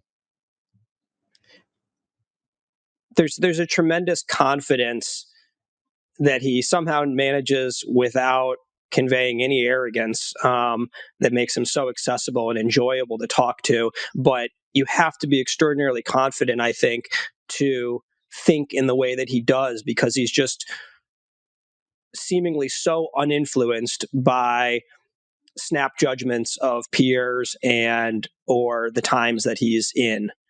He seems to be able to zoom out without this level of peer pressure that I think most of us feel. Mm-hmm. Yeah, I envy that. I think I'm not sure how exactly has worked through this, but I think he sort of just sincerely doesn't care much about what people think of him in those Mm-hmm. ways. Yeah, in a way that just kind of lets him be free of worrying about that sort of thing. Yeah. I have a fun aside about him. When I switched to PLO and he and I were working together, he played No Limit and I played PLO, but we were still doing a lot of coaching sessions. And I had read this huge, thick book on basically like PLO statistics, like how often you have this and that on this texture and stuff like that. Mm-hmm. And then I would be playing a heads up match and we would be like reviewing PLO hands that he'd not played PLO. And I would say, like, do you think I can fold this here? And then he would say, okay, well, how often do you have that here? And I could actually answer that and say, like, Yeah. this is like 17% of my range and so on. And we had this really cool interplay going on where he was learning PLO, I was learning how to be a better heads up player.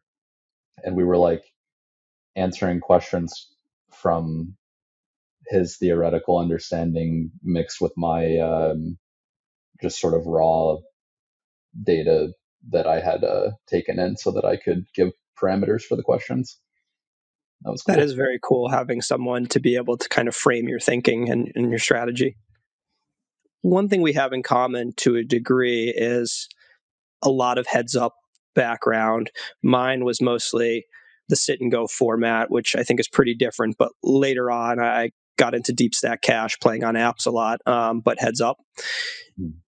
I find it addicting personally. I actually kind of have to keep it out of my life to a degree. It focuses me and gets me in that like obsessive state more than basically anything I can think of. And I have this also a romanticism for heads up where I just think it's so different from the rest of poker. And I don't want to belittle other games, but I do think that there's something really special about heads up,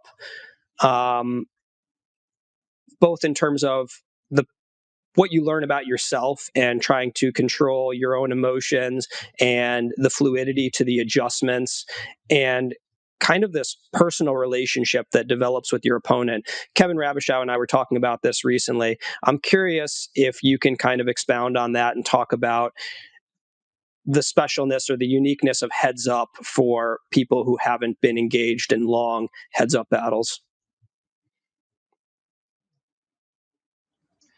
Yeah, there's a lot there. It's such a fun space to inhabit. Something that stands out to me that I remember some of my favorite moments is I would have an ongoing match and I would be going through my poker tracker and one of my preps was I would like turn the cards face up for the opponent for like hands that went to showdown and I would go through these are like lengthy matches with many thousands of showdowns and I would just look at like okay this line they're triple barreling cards up and just like click through every hand and just watching their cards for like a few hours in the morning before the match starts. And then when the match would start, I would feel like I knew what they had. it was such a, because Reset. you're playing this person every day, and you're just taking in all of this data, and people didn't play as well, of course, back then too, so it was a little more easy to figure out what they were up to. Mm-hmm. But you start to have such a strong sense for how they're thinking and what they're up to, and it's one of my favorite forms of poker. It's a shame it's kind of gone unless you're willing to battle the handful of people that are still doing it and playing Mm-hmm. very very close to a solver. It always kind of blows my mind when people that I suppose a lot of people aren't very comfortable heads up, but chopping a tournament.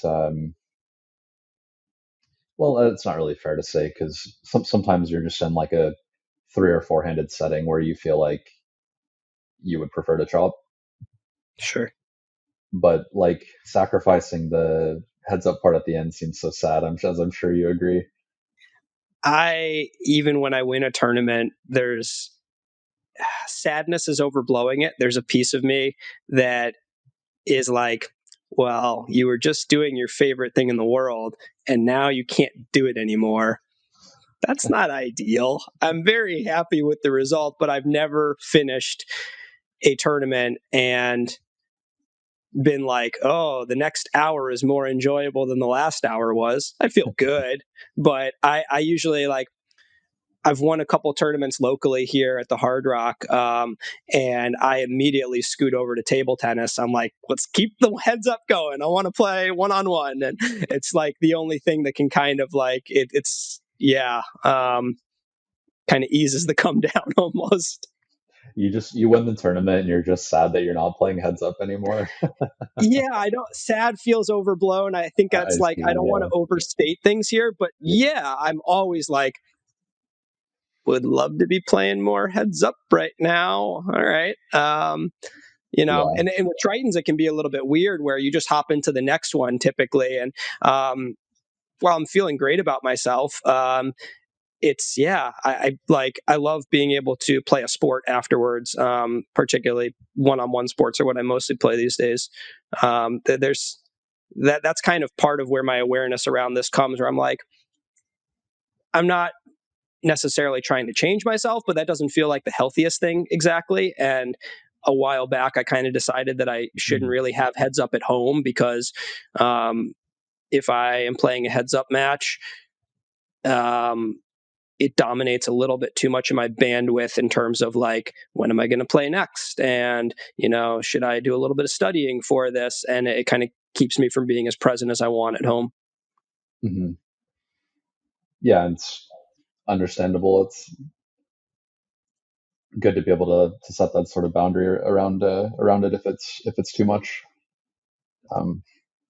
Something else that I can appreciate about remembering back about heads up is getting into this very intuitive flow with the other person, where the sense of like they're not going to fight as much right now. I can cheat a little bit right now, Mm-hmm. and then there's other times where they're not ready to move. Like they're not ready to take to stand more passively here or whatever. Yeah. And you get into these, because there's these little human qualities in play as much as you're trying to control them. And that was an aspect that I really kind of miss when you don't get that much volume with one player. You never really get that kind of, you never get to go at someone that hard in a MTT setting. Um, the volume's just not there.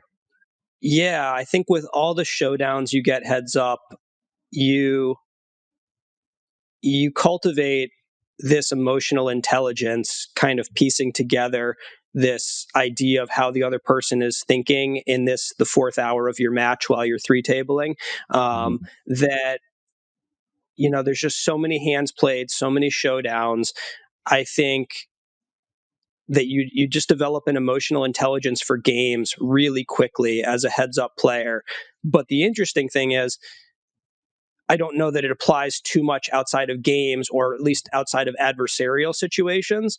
And I felt like I had this accelerated learning curve as a heads-up player when it came to how people think about games, but it doesn't necessarily translate to non-adversarial relationships. I was talking with someone about this, about how being in that competitive mode so much feels like it has this arresting effect on your ability to gel with people in a harmonious way, like, let's say, a romantic relationship, which is not meant to be adversarial. Kulev was bringing up, if you want to compete, you can always find a competition. I liked that a lot, and how that can be so negative for most of your relationships, but is pretty beneficial as a poker player when you're playing poker. Yeah, that seems well said by Kulev. I want to. Oh, sorry, Dan. Nope, go for it. I want to bring up something else Alex said that I really liked / found interesting. He talked about, he was essentially saying, like, someone's not going to be able to change their colors. If they're an attacking aggressive player, they're going to be an attacking aggressive player. If they're a defensive player, maybe a tricky player, they're going to be a defensive kind of tricky player. And he phrased it in a way that I really liked, that I think is simple, but I hadn't thought of it like this. He said, poker is an expression. Everything we do is an expression. So when you're playing poker, you're expressing yourself, and essentially you have this orientation to the world, maybe as a defensive or aggressive person.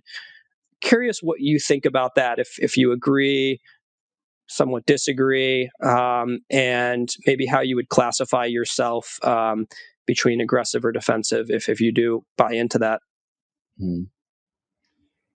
I buy into the sentiment. A way that one of my friends says it is, people are who they are. Yeah. And a good example is when they're like out of time bank, it's ticking down towards zero. If they're a folder, they fold, and if they're a curious guy, they click call. That's how it goes. Yeah. They are who they are in that moment when they have no more resource to maybe change or like be different. Mm-hmm. In terms of what Kulev said, I actually, I would say, disagree a little bit. I think it's a little bit dangerous. I'm quite unwilling to I don't want to say overgeneralize.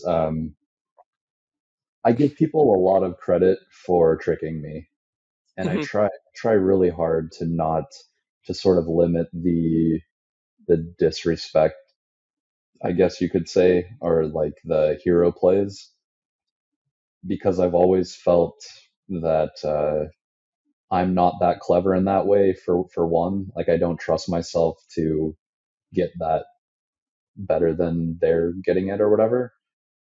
And then two, I've never thought it was that hard for someone to just shift in the moment. Like, the classic one is like, I've been folding for 5 hours. I'm gonna run a rager this hand, and everyone's gonna fold to me or whatever. Yeah. It's not hard to just like switch to the other side of the coin. So I like to try to maintain the balance and cheat a little bit, but not a lot, I suppose, is kind of how I try to play. Mm-hmm. And then in terms of, and of course it varies by opponents. There's some people that you can go pretty hard. I'm a good guy to trick. No way, man. I would never try to do that.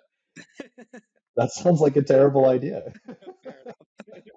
Come on, we're cutting it after I say I'm a good guy to trick, and we're editing and you saying yes. We gotta help Jaffe's ROI. In terms of stylistically, I definitely feel like an attacker. I feel like I feel like I can't help it, and so, like, a lot of times the mistakes I make are toward the direction of putting too much money in the pot. unfortunately. But I mean, I can do both. I can definitely knit it up if I. But I think in my heart, attacking, yeah. As I'm imagining, you are also an attacking player.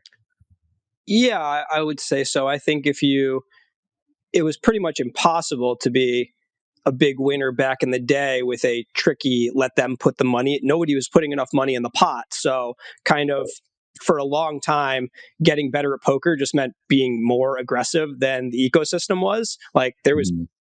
I can't even say what year you could have been too aggressive in a player without being just a whale who was playing 7-4 suited from early position. We were just all too small on our sizes. We were all too, passive with defends versus three bets. For a while, people weren't four betting enough. It almost like if you come from that age, you have to have done a 180. Like I can't imagine there was someone who was just like, oh yeah, like checking too much value on the turn and slow playing sets in position is like really crushing. It's like people didn't even call your river raise, so like what would be the point in delaying getting money in the pot? Yeah, It's tough. that's true. Yeah, it is cool how these days there are plenty of people, I would put myself in this category, who put too much money compared to theory in a pot in general, and that allows for some pretty cool countermeasures. Hmm. Yeah, absolutely. Makes things more interesting. Do more checking when you're facing Ben and myself. You'll do well.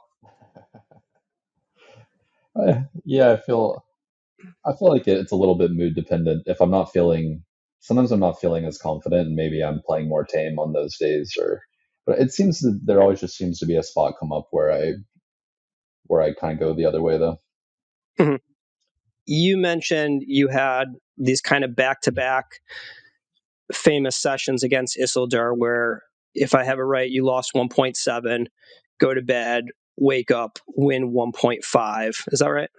Yeah, that's right. Give or take 50K or whatever. Yeah. Gotcha. I'm wondering about the mental toughness acquired and how difficult some of these really bad sessions were, what you did to handle it back then, and kind of curious about two things. One, you mentioned about it, changing your brain chemistry. So the quote that's kind of echoing in my head is like, what doesn't kill us makes us stronger. And I've always found that to be a pretty shitty quote. I prefer this quote: when you enter a storm, the same person is not who comes out. I'm butchering it, but essentially you're changed, and Mm-hmm. there's good change and bad change. I'm kind of curious about that, about some of what you acquired for better and for worse going through, some big heads up swings. I like that question a lot. You made me think of something that is missing for me now that I would love to cultivate again. Is I had so fully bought into the long run mindset back then.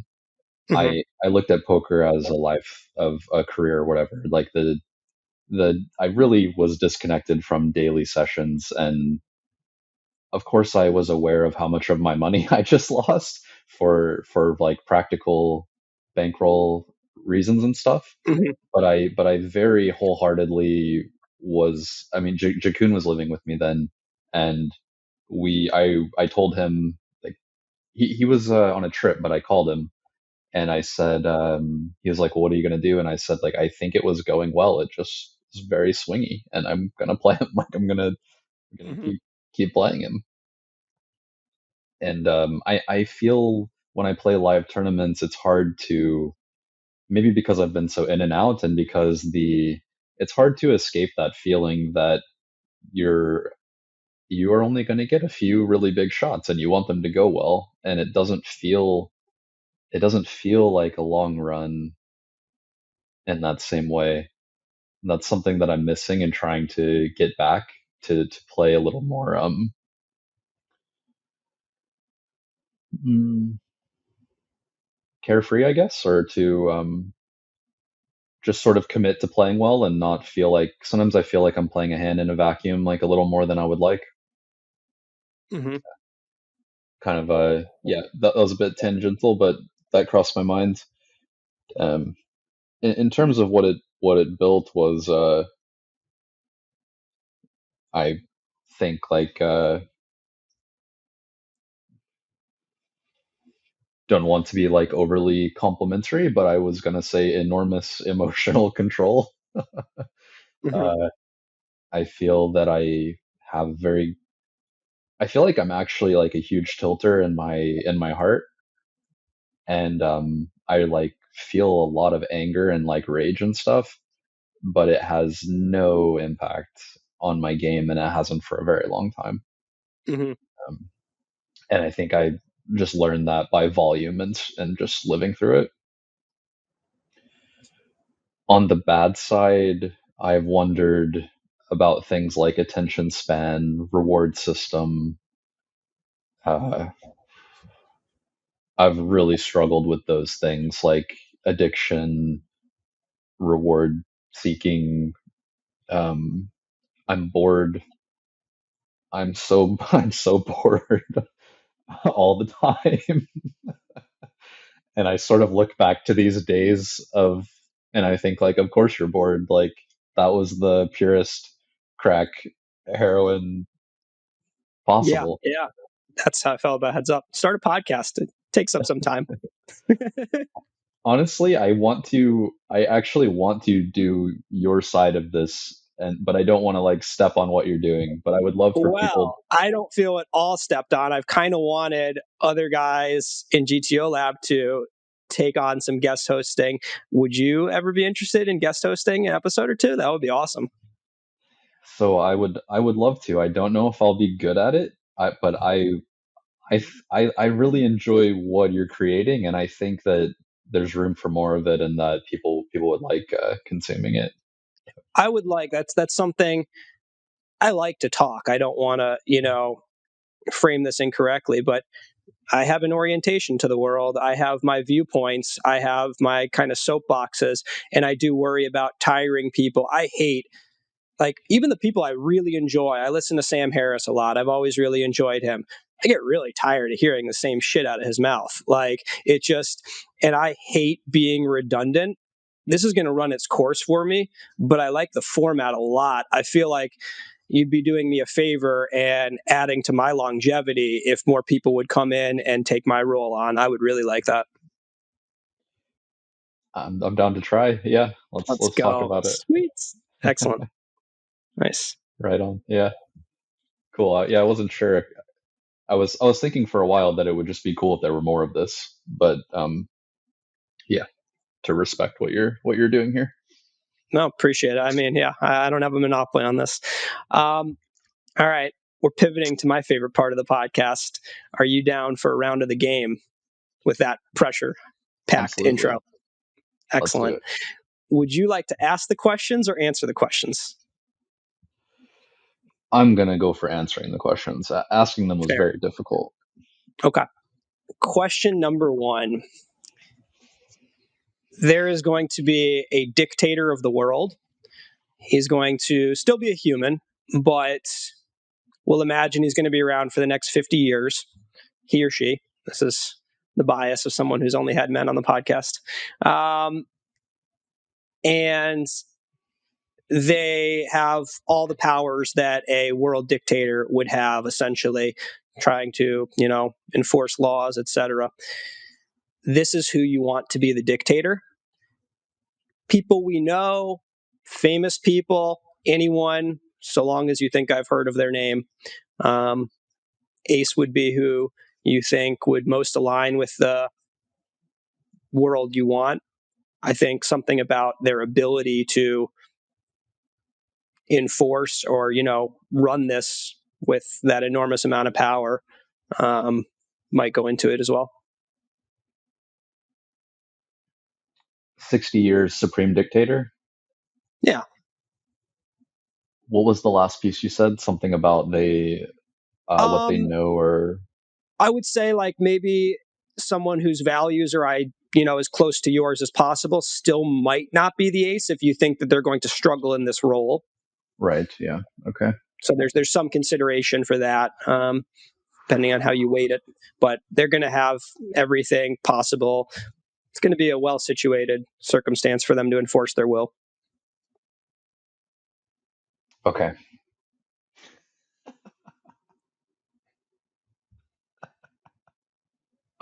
Fuck me, these questions are hard. Good. You know what makes me most happy? I can put you in a spot and you can't just say, MDF, got a call. There's no GTO on your way out of this. No, there's really not. I have to expose something.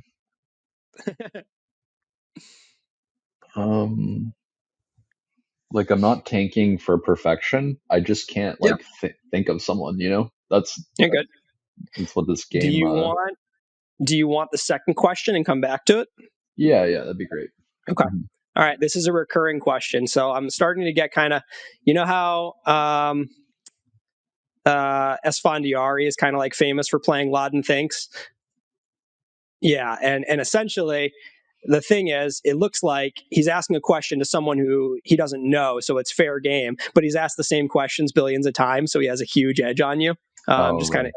Yeah. Anyway, there's a little unfairness here. This is the second time I'm asking this question. I kind of want it to be a recurring one. Okay. You're having a conversation with Daniel Dvoress. You guys are having coffee.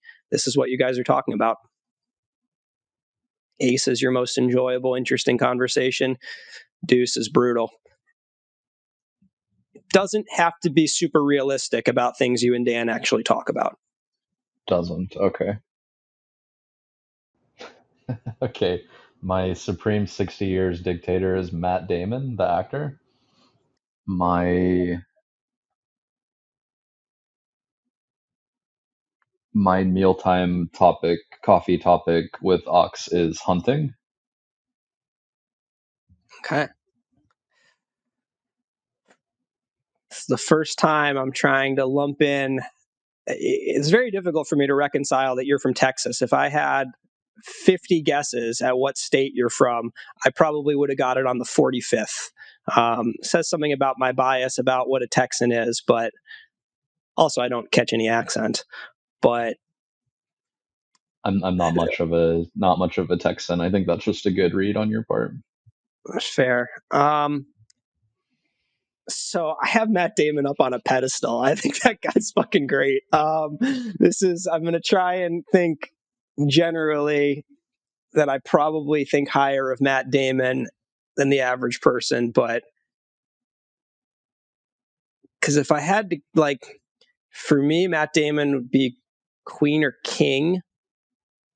Realistically, I think he's in the top 1 percentile of humans. So in that metric, he'd be an ace, but that's not generally how people think about this game.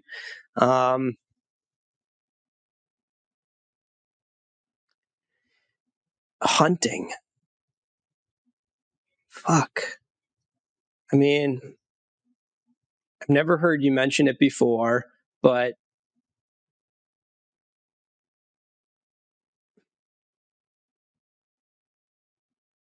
Jack.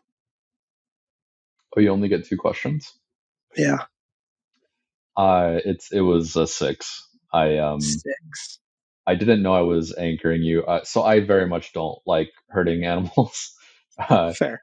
But Ox knows a lot about hunting, and I do think it's kind of cool.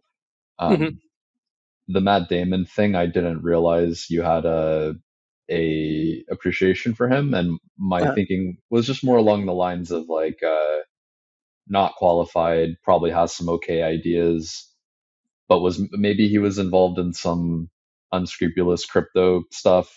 Or he did commercial. Him and Larry David each had a Super Bowl commercial that was probably jumped the gun on doing that. That's fair. So I thought maybe slightly below average Supreme Leader, but once you started ironing it out, he's probably above average, isn't he? So I kind of hung you out there. He went to Harvard. I just thought, I think I'm politically aligned with him a lot. And that crypto thing, not the best. I think he gave all the money to charity, or was like even at the beginning. But yeah, he had another thing. I won't put this on the podcast. I told you a bit about how when the tournament's over, there's like a little bit of a letdown for me, even in the best of outcome, wanting to continue playing.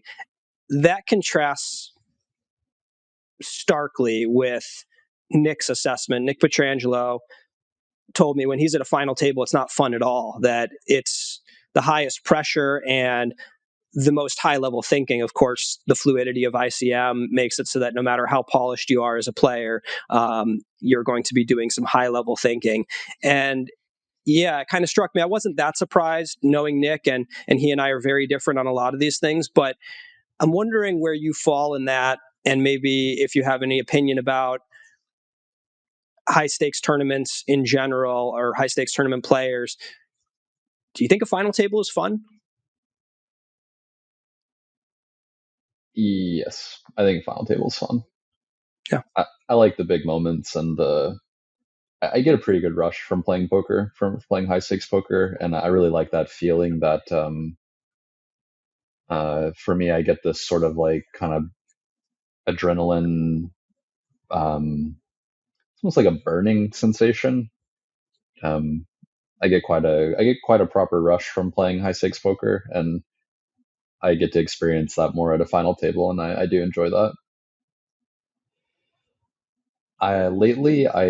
Unfortunately, the way I feel when I end a tournament is a pretty bad distribution, where when I win, and I've been granted the win a few times this year, I feel relief, which is not what I want to feel.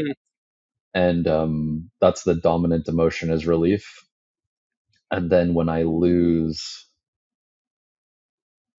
depending how many mistakes I feel that I made, I've felt quite down on myself for those, which is totally unrealistic given the long break and everything. But yeah, my distribution of emotions hasn't been very suited toward being a happy tournament player lately. Yeah. I wonder what you think. I brought this up, I think with Stevie actually, that one thing I've realized about myself, I don't know how conscious it was early on, but I hedge emotionally. When I get all in, I expect to lose, and that prepares me for the loss. And I think the alternative is never going to be a bad thing.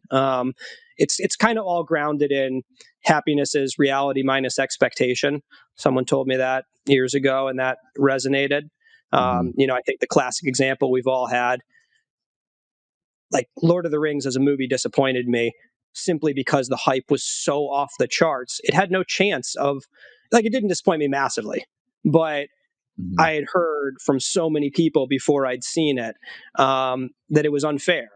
And I feel like a lot of things, like I don't like people to talk endlessly about some amazing dinner that I'm going to have. It feels like all you've done is mute whatever positive feelings I'm going to have.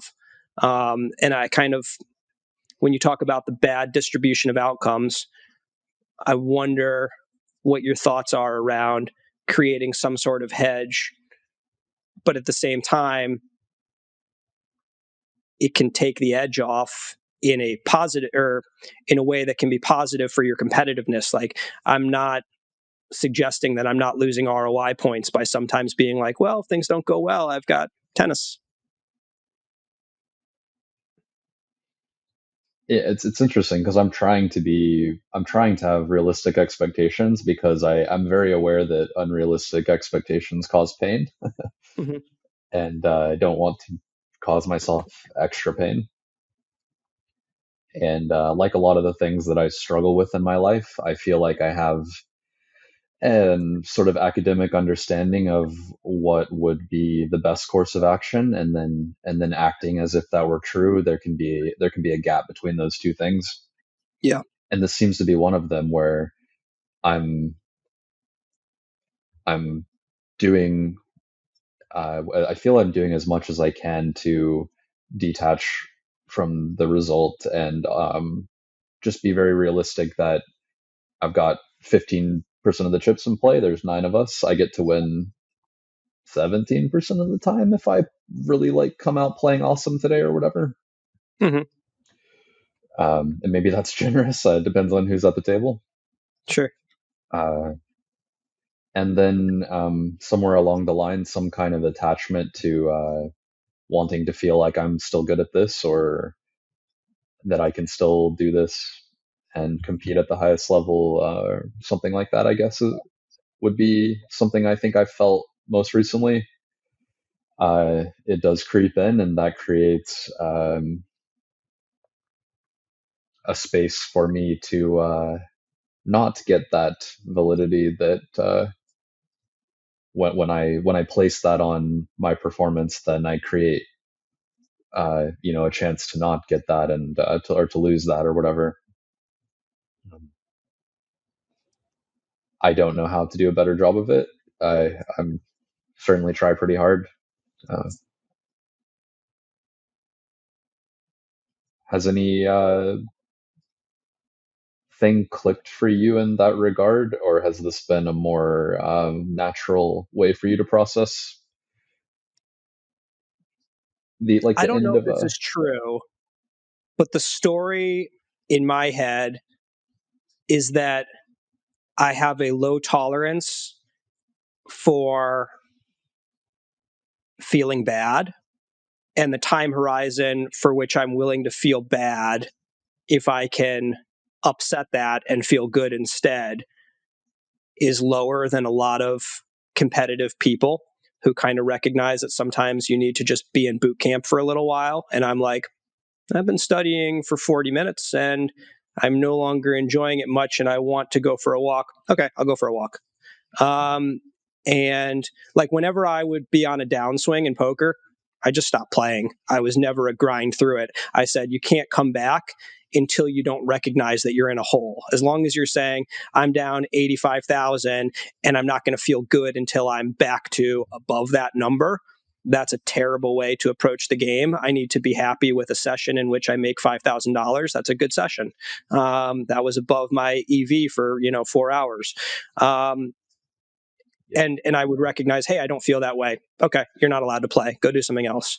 But I do think a lot of it is natural in what would mostly be categorized as a weakness, at least for achievement, which is a pretty low threshold for boredom and disinterest and other forms of pain.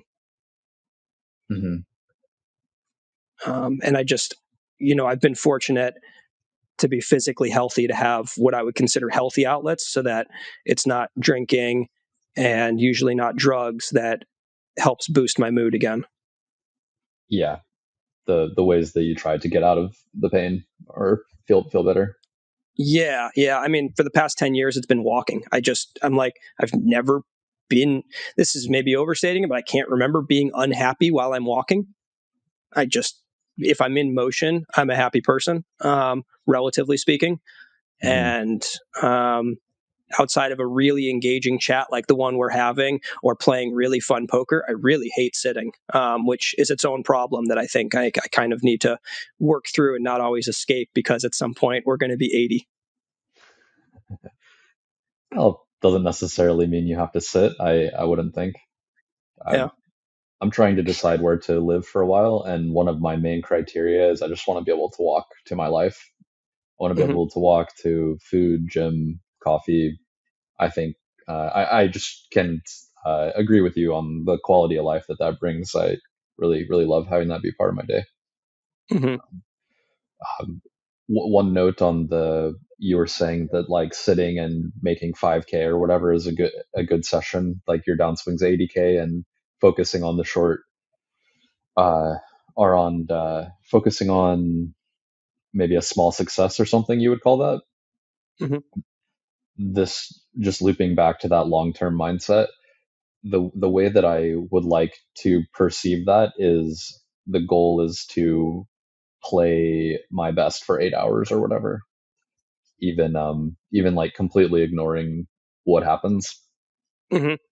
That's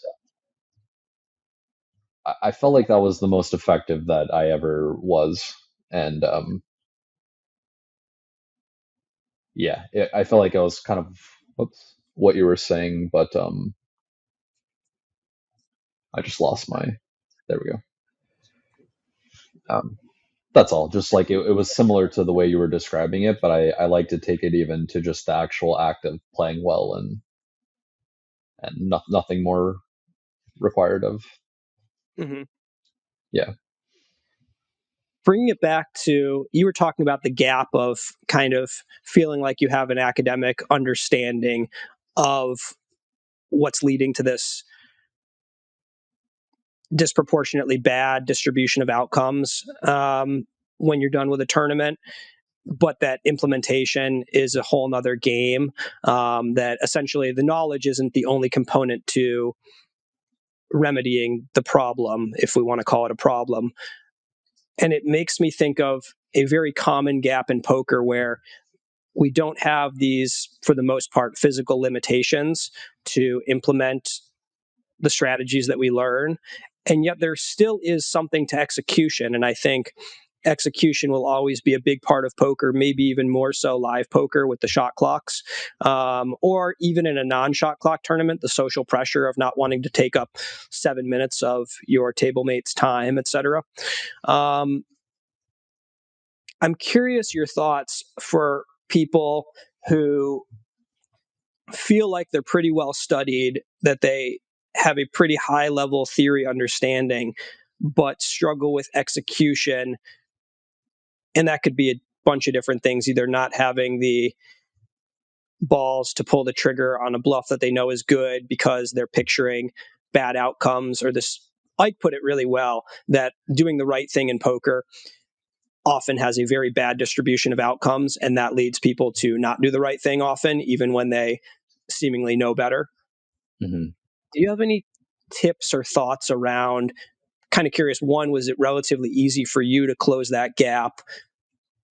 And two, for people that it's not so easy, if you have any kind of ideas?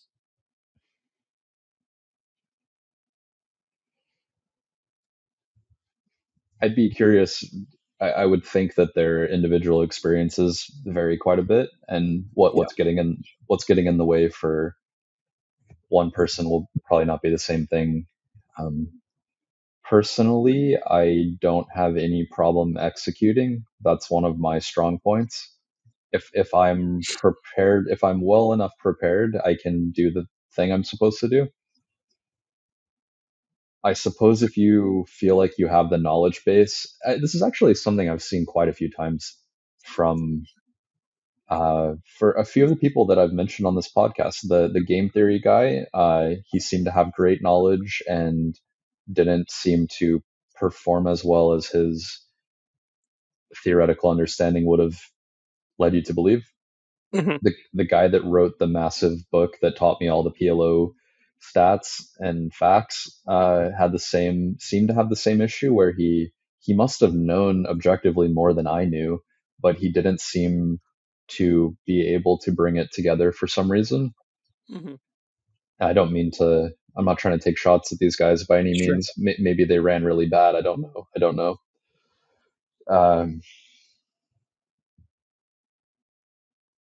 I would, if that were happening to me, I would try to familiarize myself with what I think is getting in the way, and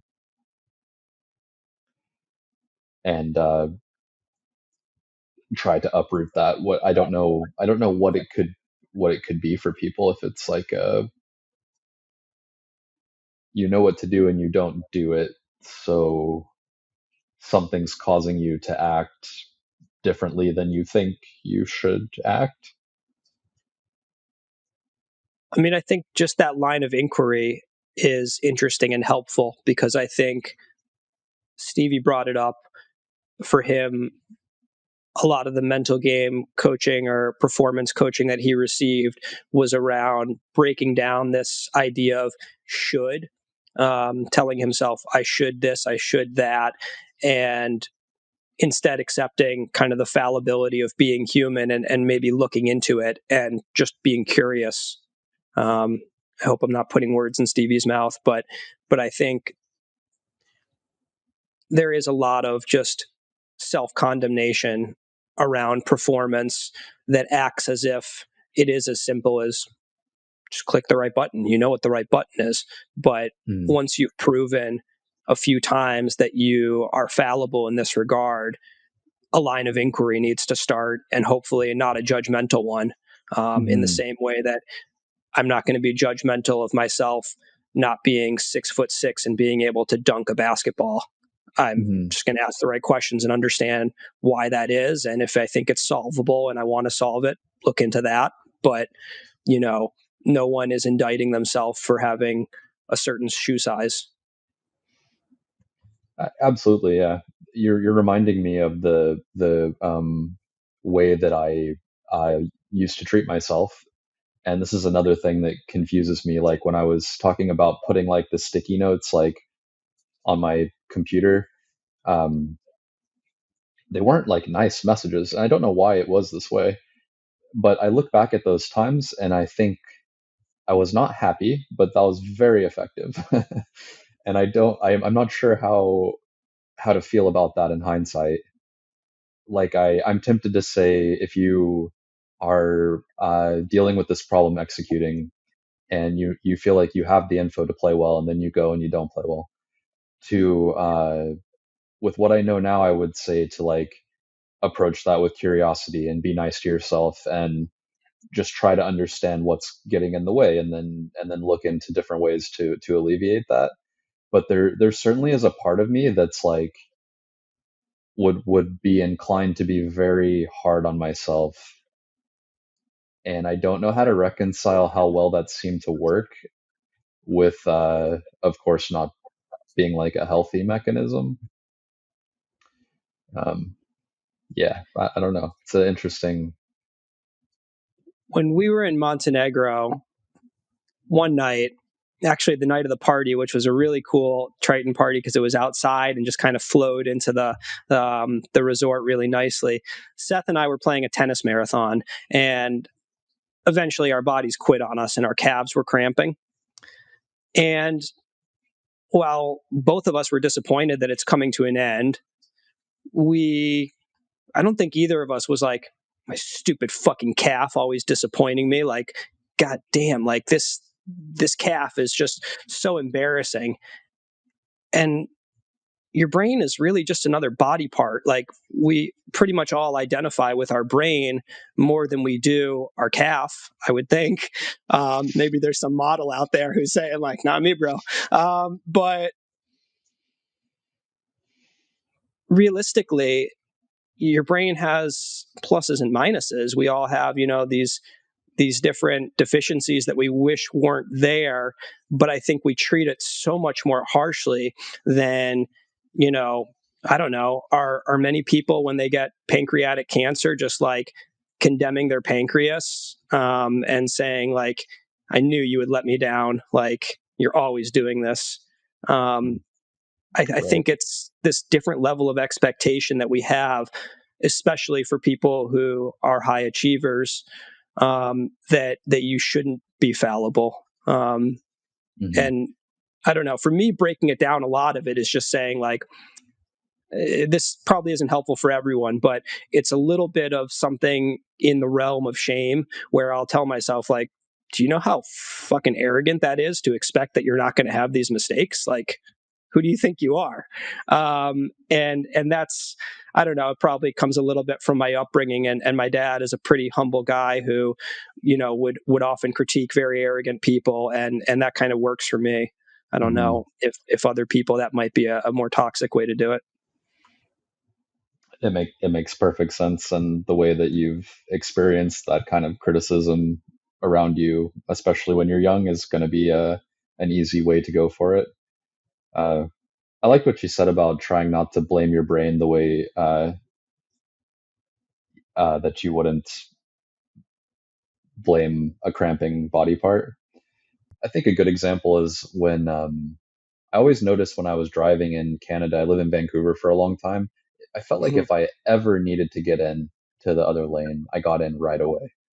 And the effect that had on me was, everyone was my bro. If someone needed in and like this did something stupid, no, you're in, you're good, go for it. And then when I'm driving in Vegas,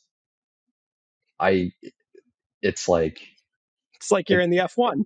It's like PvP, you know? Yeah, I feel like we're adversaries, and like Yep. I can't get in, so none of you get in, forget it. And so I think there's like these local spin up effects with just stuff like smiling and tipping. I mean, tipping is a American specific culture, Sure. I guess, but you just like have these contagious things where you make someone in a little bit better mood. Their next interaction is on average a little bit better, and I feel like that's a real effect in Definitely. day-to-day life. Yeah. A phrase that I hate is don't hate the player, hate the game.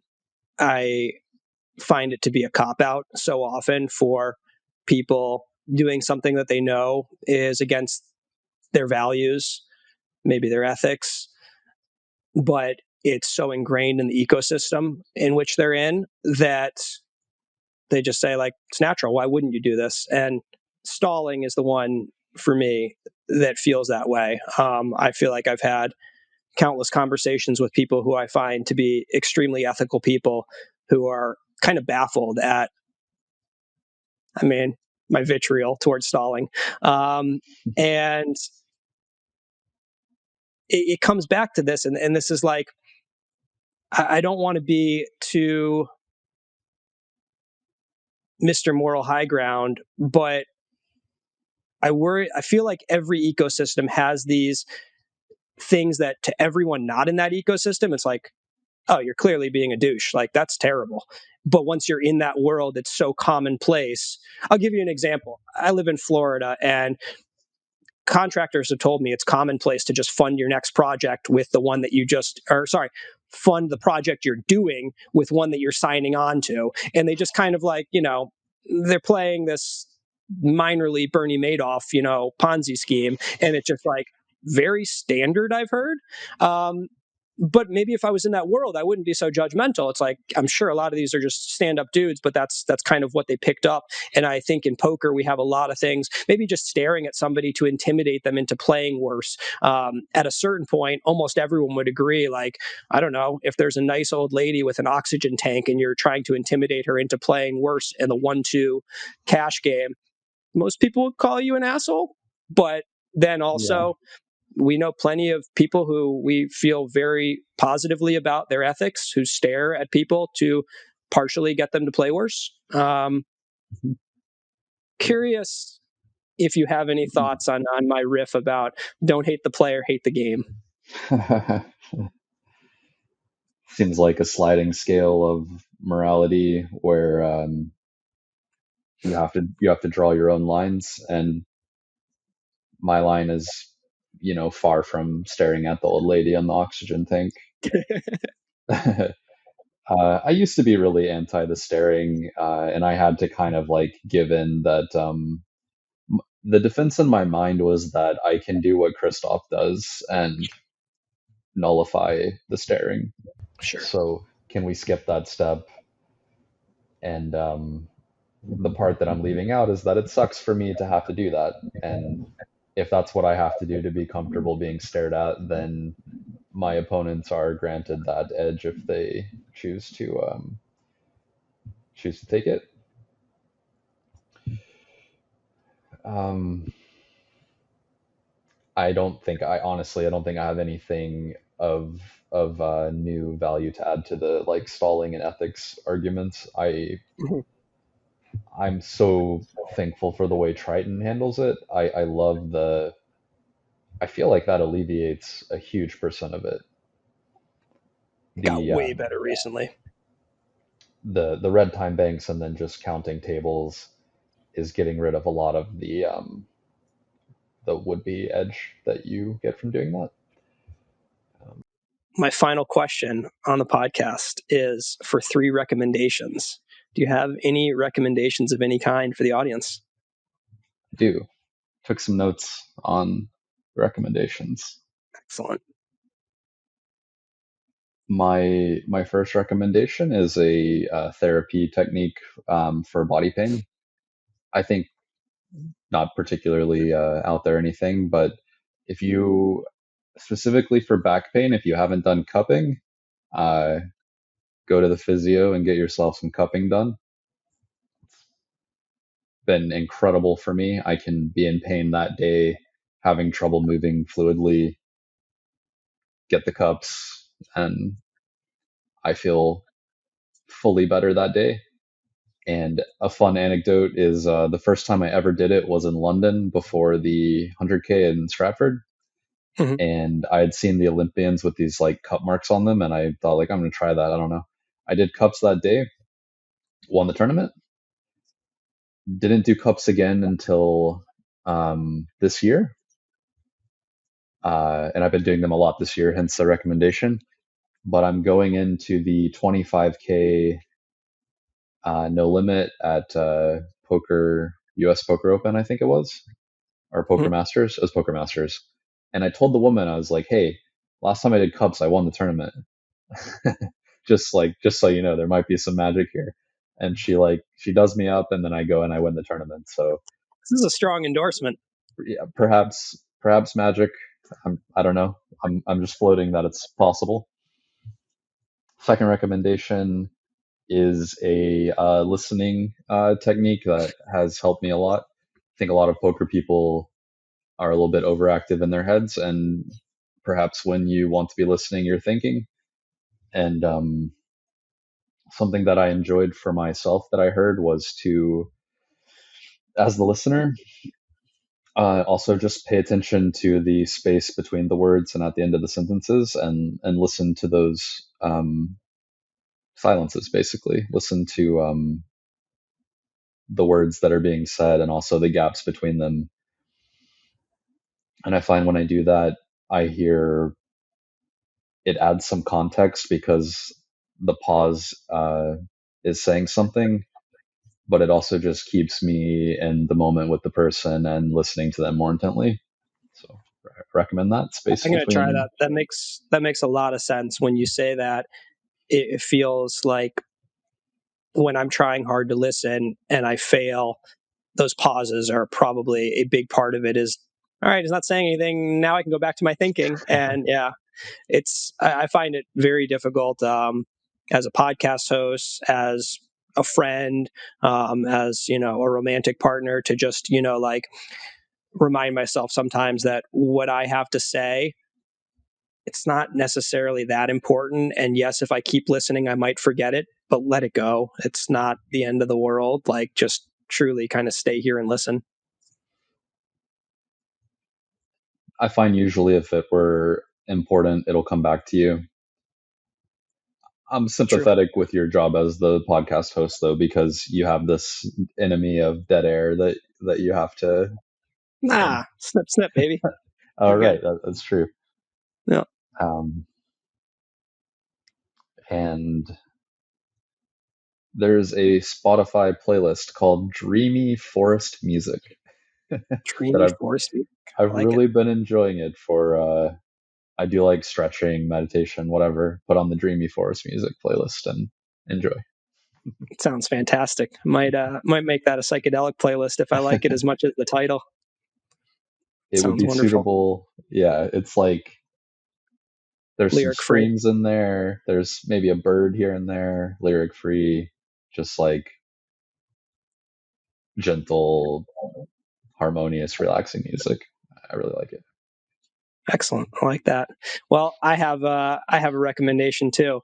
Tune in for an episode to come where Ben is going to be in this seat, and Ben's got some clout too, so he can get some guests. I mean, I have a guest here right now, but I'll be excited to see who comes on the Ben Tollerene podcast. I don't want to put too much pressure on this, but I know it's going to be good. I'll do a good job. I believe I can do it.